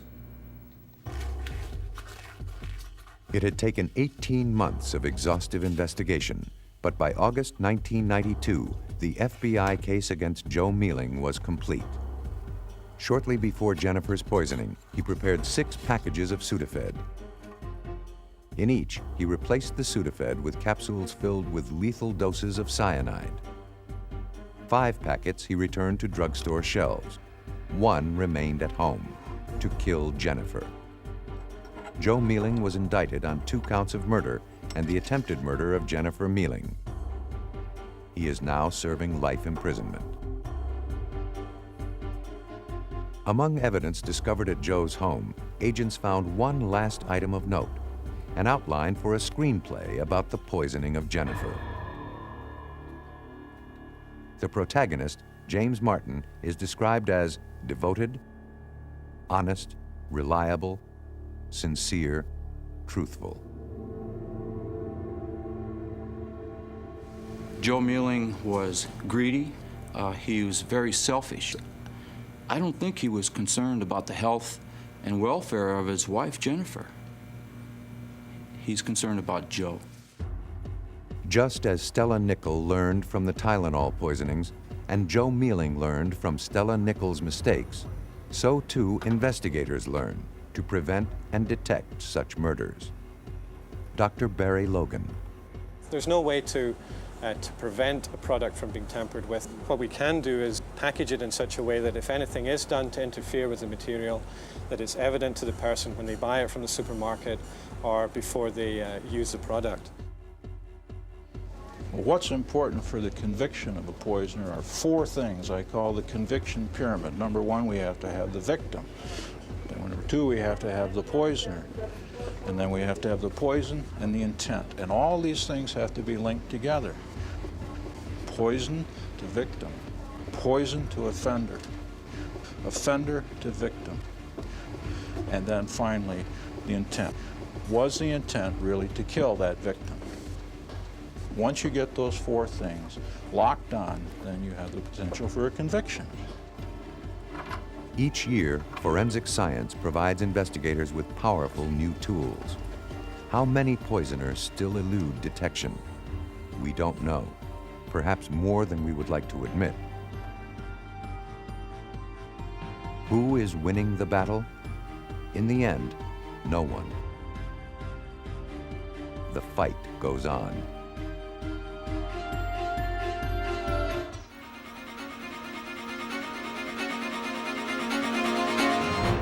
In a church parking lot, a woman is found murdered. The killer leaves few clues and no weapon. A routine suicide investigation takes a macabre twist. Can a camera prove this was murder? And a fire rages in a nursing home, killing 15 residents. Armed only with his photographs, it will take the coroner 6 years to prove this tragedy was no accident. Forensic photographers solved these crimes by preserving crucial details missed by the naked eye. After the evidence is erased, the new detectives must rely on camera clues.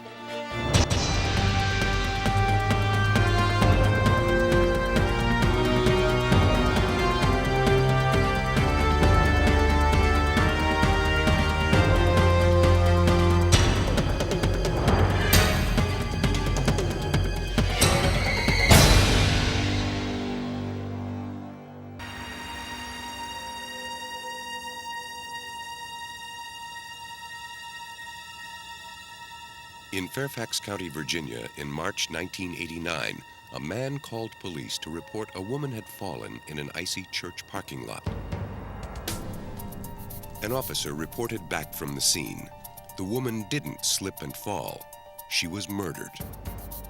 At police headquarters, forensic photographer Jeff Miller knew he had a long night ahead of him. He packed his equipment and got ready to meet investigators gathering at the scene. Where some officers shoot criminals, Miller shoots film.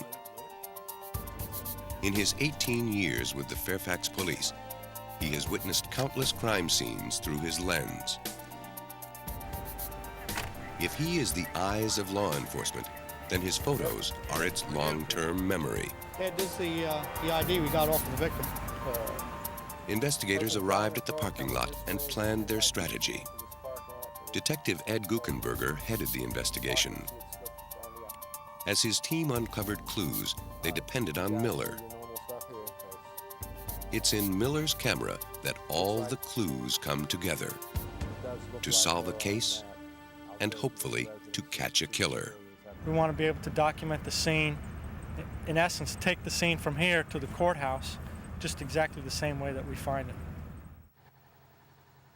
Miller began by mapping the crime scene. The initial clues were both simple and brutal. The victim was lying face up in a pool of her own blood. She had been shot several times, with the fatal bullet to her head.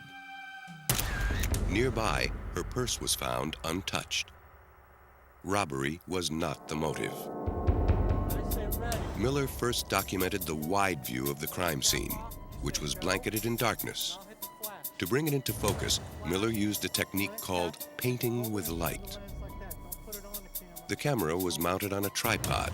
Its shutter kept open as an assistant covered the lens. The same frame of film was exposed repeatedly as Miller passed along the edges of the scene, firing his flash as many as 24 times for a single picture. Each flash illuminates a slightly different area. This photograph is the result of Miller's work. The bright lights look like street lamps, but they were made by Miller's flash. Though he was holding the flash as it fired, Miller doesn't appear because he was behind the light. He remained invisible as he exposed the evidence. After Miller took his wide shot by painting with light, he moved in to photograph every detail of the scene. He worked his way closer and closer to the victim, documenting her wounds and the position of her body.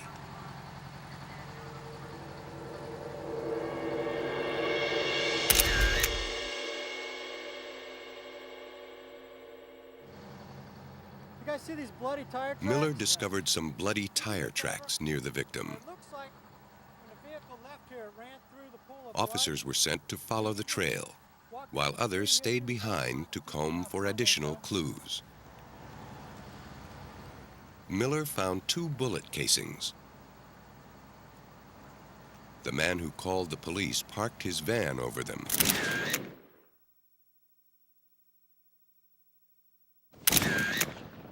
Miller photographed the evidence where it lay. Moving the van again would only have disturbed more of the crime scene. Hey guys. As Miller hunted for additional evidence, officers returned from their search of the neighborhood. They found an abandoned car a block away. They ran the tags. It was registered to the victim's address. The site of the car became a second crime scene. Again, Miller photographed the scene from every angle, hoping to uncover any clues that might explain how the woman ended up so far from her vehicle. As he did at the church parking lot, Miller first photographed the site at a distance, then moved in for close-ups. The driver's side window was shattered. Pellets of glass were strewn about the car's interior. A spent cartridge lay in the snow outside the driver's side door, and a bullet was lodged in the plastic molding. On the passenger's side, Miller found even more. Pressed into the thin snow were footprints, too big to be the victim's. Forensic technicians have a tough time making casts of snowy tracks, and Miller knew the prints would melt with the rising sun. So it was up to him and his camera to preserve the evidence before it faded away. You can cut it out if it's in ice and try to keep it at a certain temperature and everything else. Well, I guess sometimes it works, sometimes it doesn't. There are different chemicals that you could possibly spray on it to try and keep it. When all in all is said and done, the photograph is the only evidence that was able to totally keep that impression intact. The search of the neighborhood uncovered more potential evidence. A patrolman found a second car abandoned a half-mile from the church parking lot after apparently skidding off the road.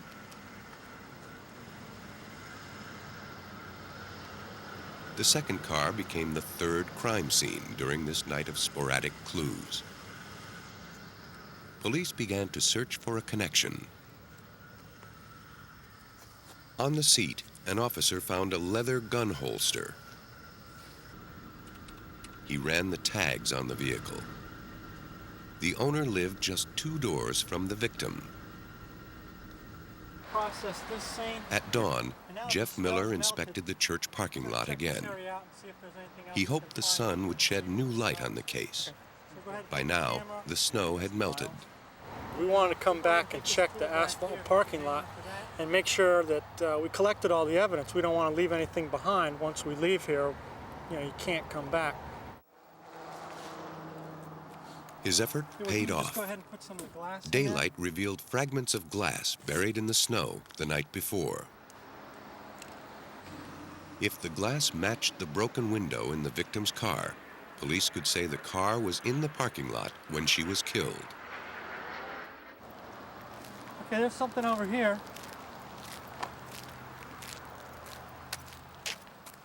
The melting snow also revealed a bullet at the edge of the lot.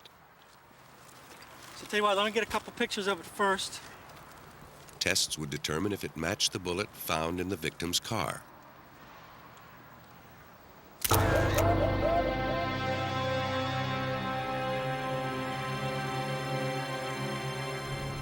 While Miller checked the parking lot, Ed Guckenberger hit the road.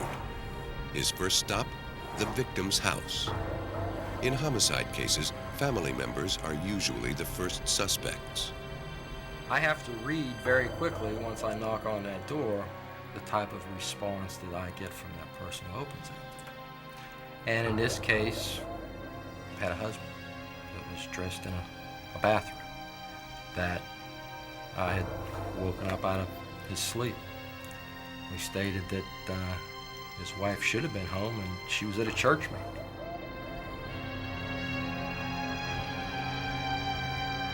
As a homicide investigator, what you then have to do is you have to read that person. Does he seem sincere? Is this some ploy or something else? Well, there was nothing from what he was telling me to show that he was in any way involved in this. Confident the husband wasn't involved with the woman's murder, officers followed their next lead. They didn't have far to go. The owner of the second car was the victim's neighbor. He was also no stranger to police. The churchyard murder investigation was less than 10 hours old. So far, Detective Guckenberger had no suspects. His only lead was the owner of the second car. The man police wanted to talk with was Gary Asa Donahue. Ed Guckenberger asked him to come to the station for questioning. To his buddies in his motorcycle gang, Donahue was known as Redneck. Police knew him by his criminal record. Donahue told police he'd been out drinking the night before. When he got home, he realized his dog was loose, so he drove around to look for him. He lost control of his car on the icy road and skidded into a ditch.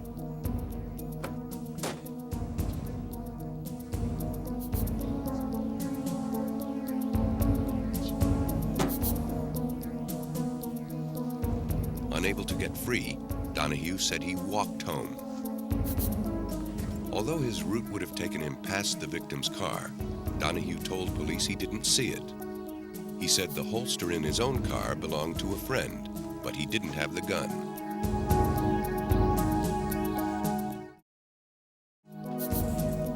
Police were suspicious. They asked Donahue for his jacket and boots, which might hold clues that told a different story. Donahue willingly surrendered them. In the darkroom, Miller developed one of his most hopeful leads. Up until now, he'd been merely documenting the various crime scenes. Now, he put his darkroom skills to the test to flush out latent clues. Using the ruler he placed by the icy footprints when he snapped the photo, Miller created a life-size portrait of the prints. A boot print can be almost as telling as a fingerprint, if it's clear enough. Miller was happy with the photo. Armed with this image, it became just a matter of matching the prints to the boots that made them. Miller sent his photographs to a forensic lab for a detailed comparison with Donahue's boots. Lab technicians first examined the size of the boots. If the prints are off, even by a few millimeters, there is no match. The tread pattern was examined next. Technicians pored over the sole of the boot, making sure that every detail matched Miller's photograph. So far, so good. But next came the litmus test, matching the boot to the foot that wore it. It required a close look at the boot's anatomical wear. Anatomical wear is the wear that each of us impart into the bottom of the shoe based on how tall we are, how much we weigh, our bone makeup, how we walk, whether we walk on the inside of our feet, the outside of our feet, more so on the heel, more so on the toe. Donahue wore a lift in one of his boots. It added to the unique anatomical wear and left its signature in the boot prints. Last, technicians examined the boots and the photographs for accidental wear and tear, nicks and cuts from daily use. In this particular case, there are certain marks, certain cuts, certain indentations in the tread pattern that the examiner was able to see in the photograph and was able to find also in the shoe, that he's able to say that this shoe made this impression to the exclusion of all the other shoes in the whole wide world. The footprint evidence placed Donahue at the victim's car. Guckenberger credits the photographs with keeping the investigation on track.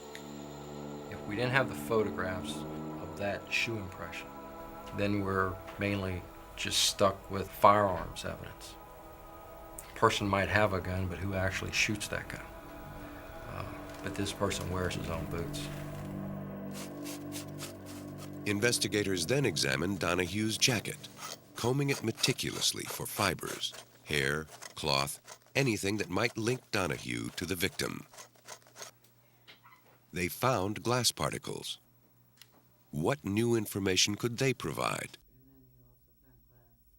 Forensic tests determined the glass from the victim's car matched the glass in the parking lot. If the glass from Donahue's jacket matched these samples, it would place Donahue at the site where the car window was shattered and where the victim was killed. The glass matched. Police could now prove that Donahue was in the parking lot and maybe in the car at the time of the murder. The bloody tire tracks were the next link. Because the victim couldn't have driven through her own blood, investigators were able to show she was killed in the parking lot and that somebody else moved her car. As her car was leaving the scene, it drove through a pool of blood that was coming from her. The blood adhered to the tire, and the rotation of the tire through the parking lot kept leaving a blood transfer onto the ground. And so that's what that was from. The scattered clues were coming together, thanks in large part to Miller's accurate documentation of the scene. The only thing missing was the murder weapon. To help pinpoint it, investigators tested the bullets and casings found near the victim and her car.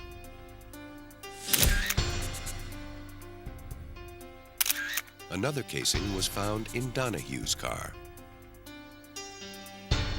Lab tests showed all the casings were fired from a rare Hungarian pistol, a 9mm auto-loading Fromer, a gun that peaked in popularity around World War II.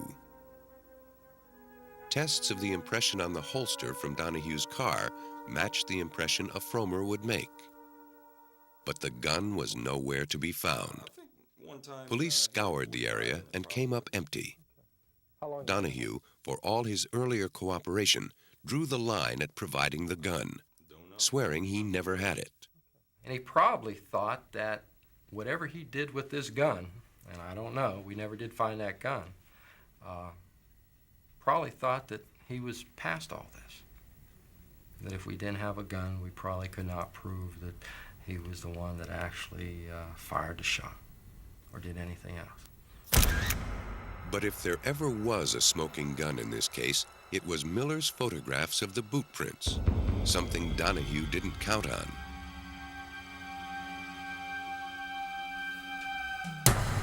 Officer Miller and Detective Guckenberger began to build their case. With the glass fragments, the shell casings, the bullets, and the ever-important boot prints, they were confident they could prove beyond a reasonable doubt that Gary Asa Donahue was a killer. Okay, great. Miller's photographs became primary evidence before a grand jury, which sent back Donahue's indictment. The photographic clues that Miller provided helped piece together the story of that ill-fated night. Okay, what I believe happened is that Mr. Donahue's driving down the street. He turns down the wrong street to go to his house, probably because he's drunk. Donahue lost control of his car and slid off the road. Angry, he got out of the car and began to walk home. As the victim came down the street, she recognized the car. She likely had seen it in her neighborhood for years. Donahue bought it from another neighbor. Perhaps she's acting as a good Samaritan. She stops to offer him a ride, or perhaps he stepped out on the road and flagged her down. The other possibility is he stepped out on the road with a gun and made her stop for him. They go down the street to the church parking lot. Something occurs inside the car in the church. I don't know what that is. In homicide investigation, you're not always going to be able to answer every single question that you have.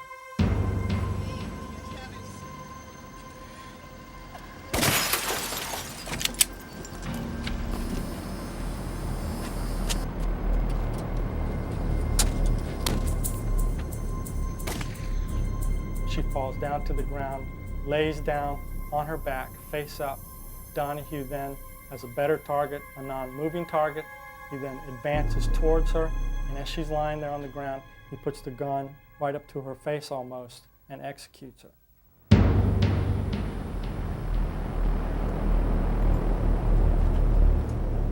He then leaves the scene, drives down to the end of the street, where again, for whatever reason, he runs off the road, probably due to his intoxication, runs off the road, wrecks it into the trees. For whatever reason, he decides to clear his weapon. He works the action, the one cartridge casing that's still in the gun, ejects out the broken driver's window, and is found on the ground next to the vehicle. For whatever reason, he slid across the seat and left by the passenger's side, leaving his boot prints in the snow.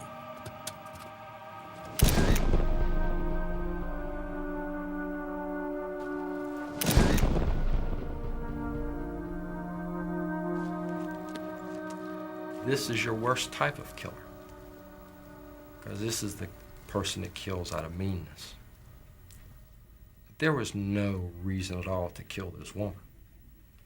She was not, your victim that puts herself in a situation because of a crime. She's not that type of person. She's the type of person that her innocence is what got her into trouble. That day she ran across an animal. Gary Asa Donahue was sentenced to life in prison. The senseless death of the woman in the church parking lot shocked the residents of her quiet community. Further south, in Miami, Florida, murder is more common, but no less shocking. Through these these doors at the Metro-Dade County Morgue in Florida come every kind of death, both natural and unnatural. As bodies come into the morgue, it's the job of forensic photographers to document wounds and other identifying traits before the corpses are stored. The work is never routine and often tragic. On this day, a 5-year-old girl is the victim of a random shooting. She was caught in crossfire during a parade. Forensic technicians examine her wounds. Perhaps they hold the key to the killer. Dade County detectives rely on the information to start their investigation. We are trying to determine, number one, what caliber of round it was that did strike the victim. And number two, the path of the bullet as it entered the body and then exited. That will help us in trying to determine possibly who our shooter is.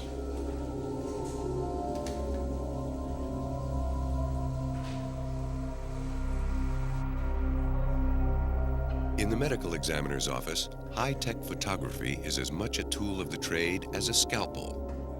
If a death looks suspicious, it's up to forensic photographers to document the details. They start with the wound and then photograph individual organs as the autopsy proceeds. These gruesome photographs survive long after a case is closed. They provide a visual database authorities can refer to if a similar case comes up. Knowing what to look for streamlines any investigation.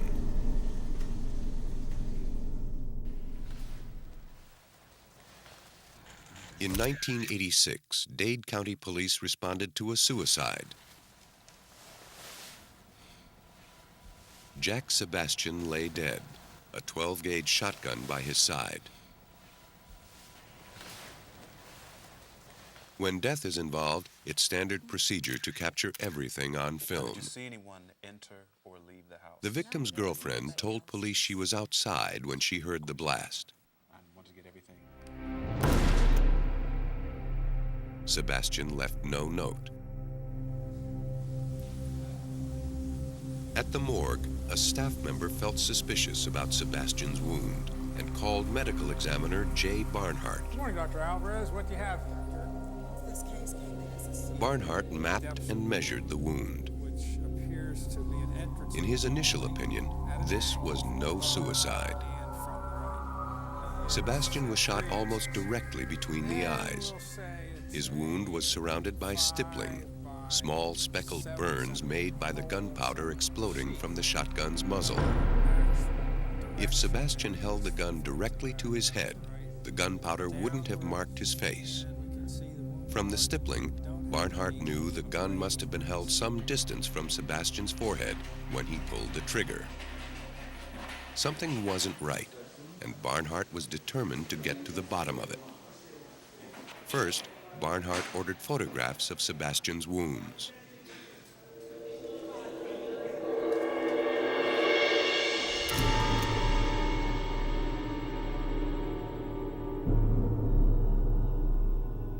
Then he took X-rays of Sebastian's head to reveal the internal damage he couldn't see. The X-ray showed the path of the pellets. This is an X-ray showing the dispersion of the birdshot through the skull. And if we take the point of entrance, which is just above the bridge of the nose, and connect that by an imaginary line or series of lines to the location of the pellets, we see that the pellets are to the left and below the point of entrance, meaning that the shot then was coming from above and to the right of the entrance. Barnhart had to find out if Sebastian could hold the gun at the angle indicated by the X-ray. It wouldn't have been easy. Investigators even placed the shotgun in the extended arms of Sebastian's corpse to see if he could fire the gun. His fingers could barely reach the trigger. Considering all possibilities, investigators tried to fire the gun with their feet. they found they could do it with bare toes. But Sebastian wore round-toed boots, making it impossible for him to fire the gun. These extreme tests were necessary. Barnhart knew that in court, he must be prepared to answer even the strangest questions. They'll ask you things like, well, couldn't he have been laying in bed and have his foot up over his head and pulled it with his... and if he'd not been wearing shoes, you'd probably have to say, yes, he could. Barnhart wasn't satisfied with his findings. He needed to determine the distance between Sebastian and the gun when it fired. Barnhart and his staff shot a piece of poster board from distances of 1 to 7 feet and examined the damage. From 1 foot away, the force of the shot cracked the board. The impact was enormous. At 2 feet, the impact was less severe as the buckshot began to spread. At 4 feet, the hole roughly doubled in size as the pellets fanned out. At 6 feet from the board, the buckshot dispersed further, leaving clear pellet marks. Barnhart concluded the muzzle of the gun had to be at least 1.5 feet away from Sebastian's head. He was convinced someone else must have pulled the trigger. But Barnhart feared his simple test wasn't enough to sway a jury. He turned to the Forensic Imaging Bureau for help. Todd Reeves runs Dade County's Forensic Imaging Bureau, one of the best in the United States. The Bureau has more than 3,000 square feet of advanced photographic equipment. The well-equipped studios can document huge pieces of evidence while capturing clues invisible to the naked eye. Here, a technician uses a microscope-equipped camera to examine a cast of a jawbone. Her findings will help match a suspect to a bite mark. A potentially useful image may come from a less than perfect source, like a security camera or shot from a moving vehicle. The lab can clean up, enlarge, and enhance photographs. Computers reveal unseen details in evidence photos, bringing clues into focus. A huge computer database of fingerprints can match even the vaguest finger smudge. An editing suite helps investigators assemble persuasive courtroom presentations. The higher the quality, the better delineation you're giving the jury, the more factual information. And that's what we're providing is fact, not fiction. And that's the true message behind professional forensic photography. Jay Barnhart knew he had a case for the murder of Jack Sebastian. But he'd rely on Reeves and his high-tech tools to make it bulletproof.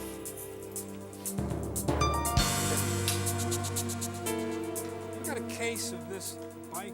Every fatal wound tells a tale. In the case of Jack Sebastian, the injuries around the wound completed the story. When a gun fires, it shoots more than projectiles. From the muzzle comes a flash of fire, a blast of gas, a puff of smoke, and a shower of sparks. Each can leave its mark. Place the muzzle of a gun directly against the target, and all this debris goes into the wound. Pull the muzzle further away, and the debris becomes more and more dispersed. The forensic photographs of Sebastian's injuries showed the stippling wounds. They also revealed bruising under the eyes, on the nose, and on the cheek. Barnhart believed the damage was caused by the open petals of the shot cup, a plastic sleeve that holds the buckshot. But how far away would the shotgun have to be to allow the shot cup petals to open? Barnhart and Reeves believed high-speed photography could provide the definitive answer. And it allows the doctors and the police that are investigating the case to be able to see things we can't see with the human eye, things that are moving as fast as Mach 15. High-speed photography can stop a bullet in midair. More than that, it allows investigators to examine, frame by frame, the impact and damage that bullet produces as it connects with its target. Wounds can then be matched with bullets. In cases where no weapon is found or a bullet isn't recovered, a series of high-speed photos may help investigators make the identification. Reeves and Barnhart designed an experiment to determine the distance between Sebastian's head and the muzzle of the gun that killed him. I don't know if there's any, I think we have film in the 35. Or crank it in there after it's in the vise. They mounted a shotgun on a rack, held perfectly level. Next, they positioned two cameras along the line of fire. As the shell and debris left the muzzle, they would fly past the cameras, which would snap their picture. It was crucial that the gun not move when fired. They loaded the gun with the same type of ammunition that killed Sebastian. Let it go. Fire in the hole. Okay. Reeves then placed a sensitive microphone near the muzzle of the gun. When the microphone picks up the sound of the shotgun blast, it trips a flash unit. A ruler placed behind the microphone measures how far the shell travels as the shot cup petals begin to open. The high-speed flash fires for 1/2 millionth of a second, necessary when photographing at blazing speeds. For the clearest image, Reeves and Barnhart need the camera to be as close to the flying shell as possible, but must determine the best place to put it. They first try the test with a large format Polaroid camera. The fast-developing film allows them to take test photos of the experiment so they can position the second camera correctly. For the actual test, they use a standard 35mm camera with highly sensitive film to freeze the shell in its path. The investigators are now ready to try their experiment and catch a shell with a flash of light. If all goes well, they'll produce an irrefutable record of the shell and its components in flight. Barnhart can then use the information to verify where the plastic petals on the shot cup began to open into the pattern that damaged Sebastian's face. Each time the gun is fired, Reeves inches the microphone away from the muzzle. As a result, the flash will go off a little later. The projectile will travel a little farther. The camera will catch it as it opens in flight.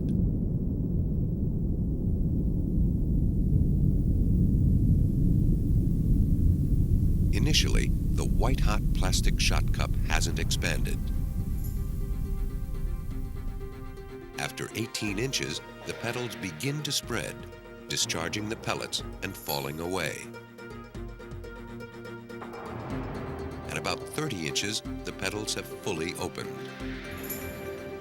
Barnhart and Reeves succeed in making a photographic point-by-point map of a shotgun shell's trajectory. By comparing the wound with the pictures, investigators determined the gun was fired from a distance of 18 to 24 inches from Sebastian's face.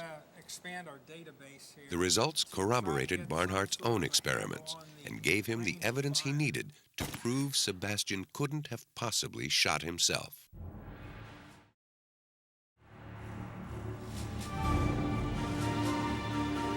Police then confronted Sebastian's girlfriend, Diane Shelton, with the evidence.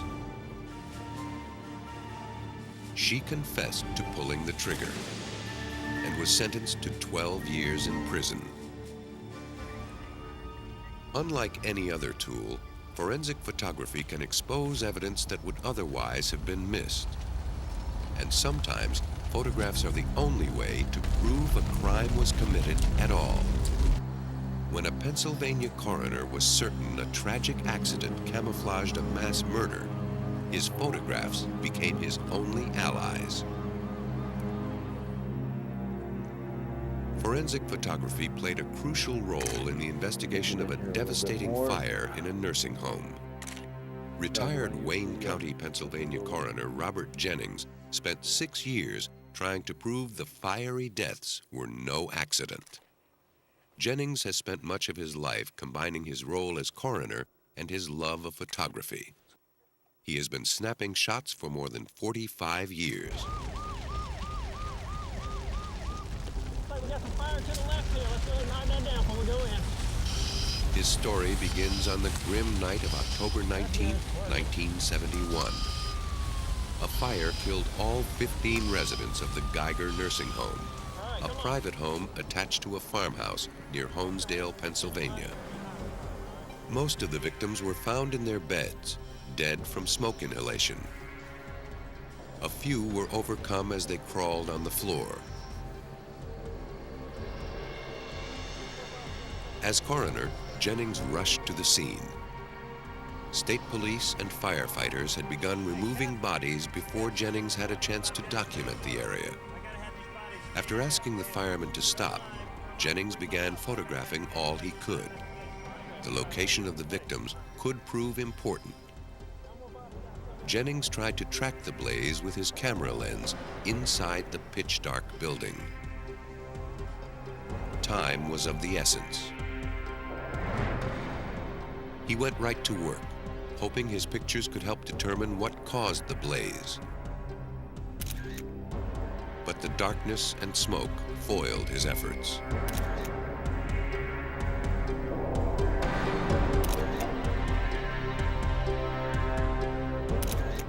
Reluctantly, he went home to await the sunrise.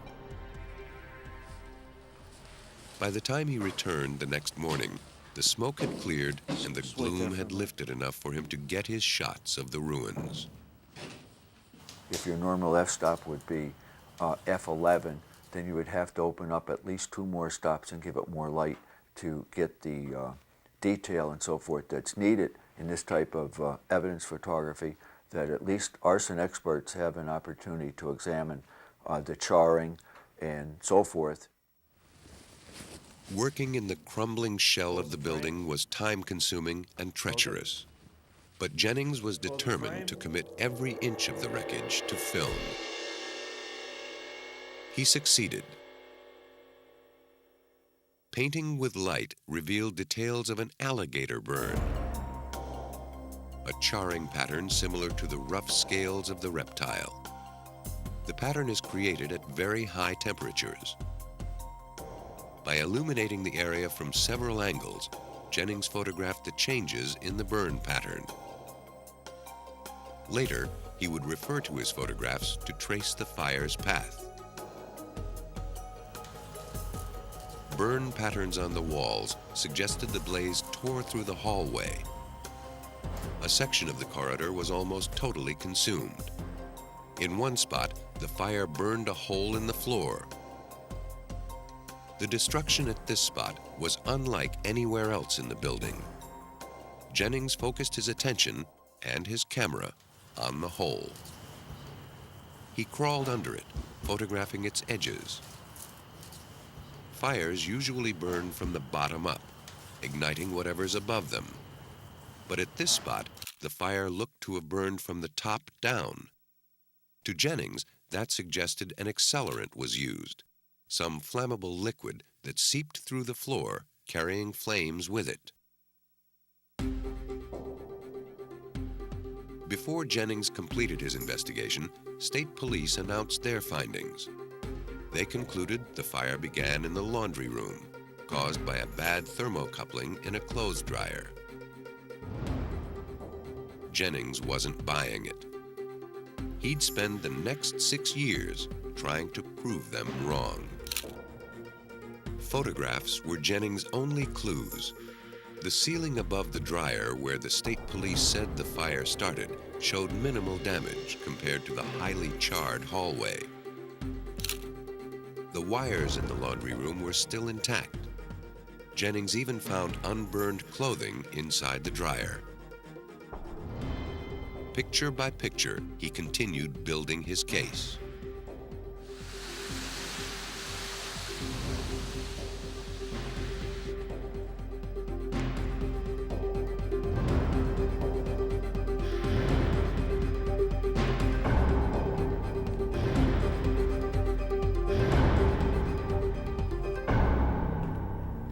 Today, a quarter century later, Jennings' evidence remains, though the building is long gone.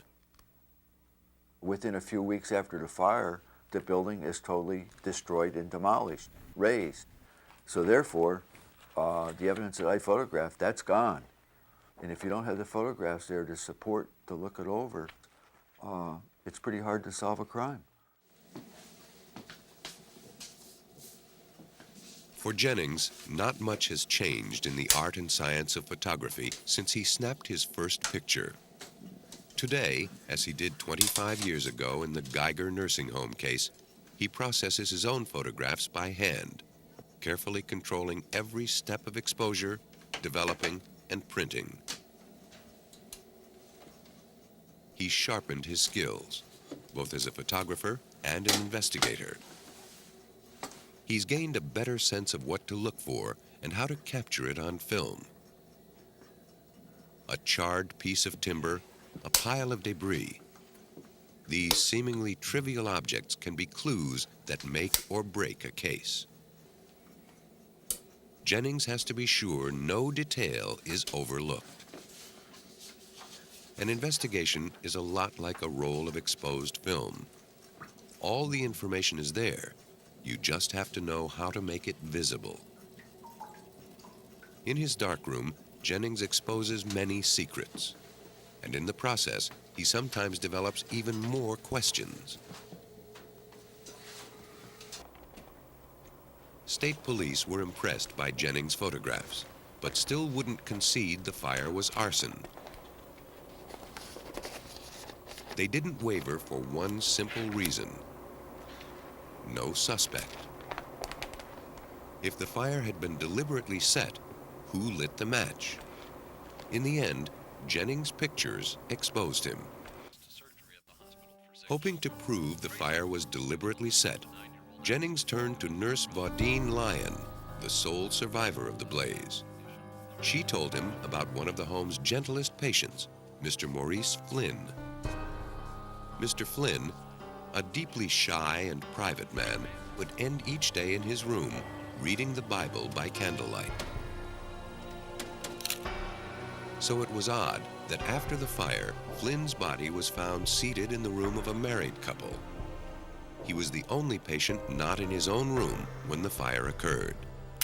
He was also the only patient found completely naked. Scarcely burned, he died seated in a chair with his arms and legs extended, as though crucified. He was known as the gentleman of the house. He was there to help people, but he was very private. He wouldn't even leave a nurse or anyone with him when he's taking a shower. He just didn't want any help. And this was always a puzzling part as to why this particular person was found this distance away.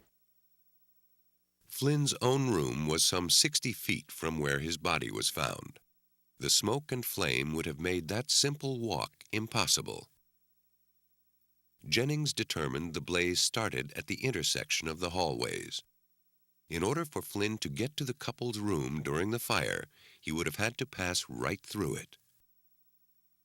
On the other hand, if he wanted to escape the blaze, the exit was near his room, easily within his reach.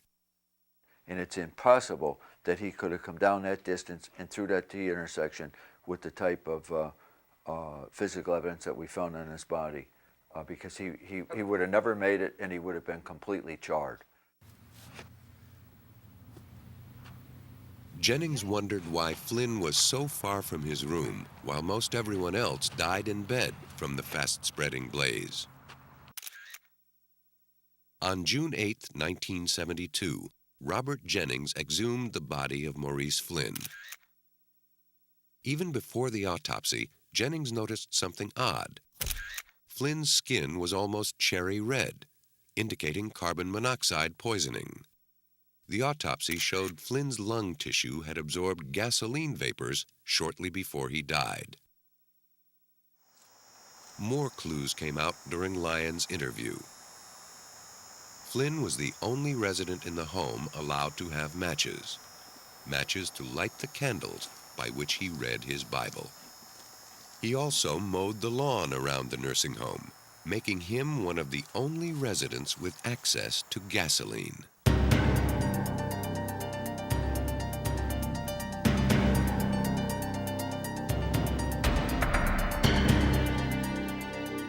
Flynn behaved strangely the day before the fire, ranting and citing biblical verse.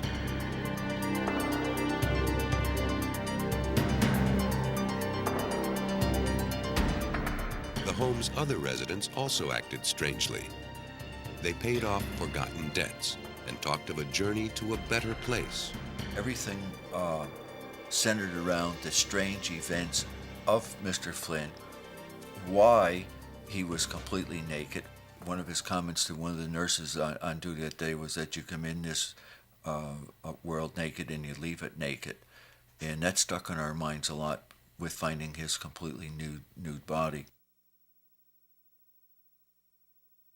It looked like Jennings had his suspect.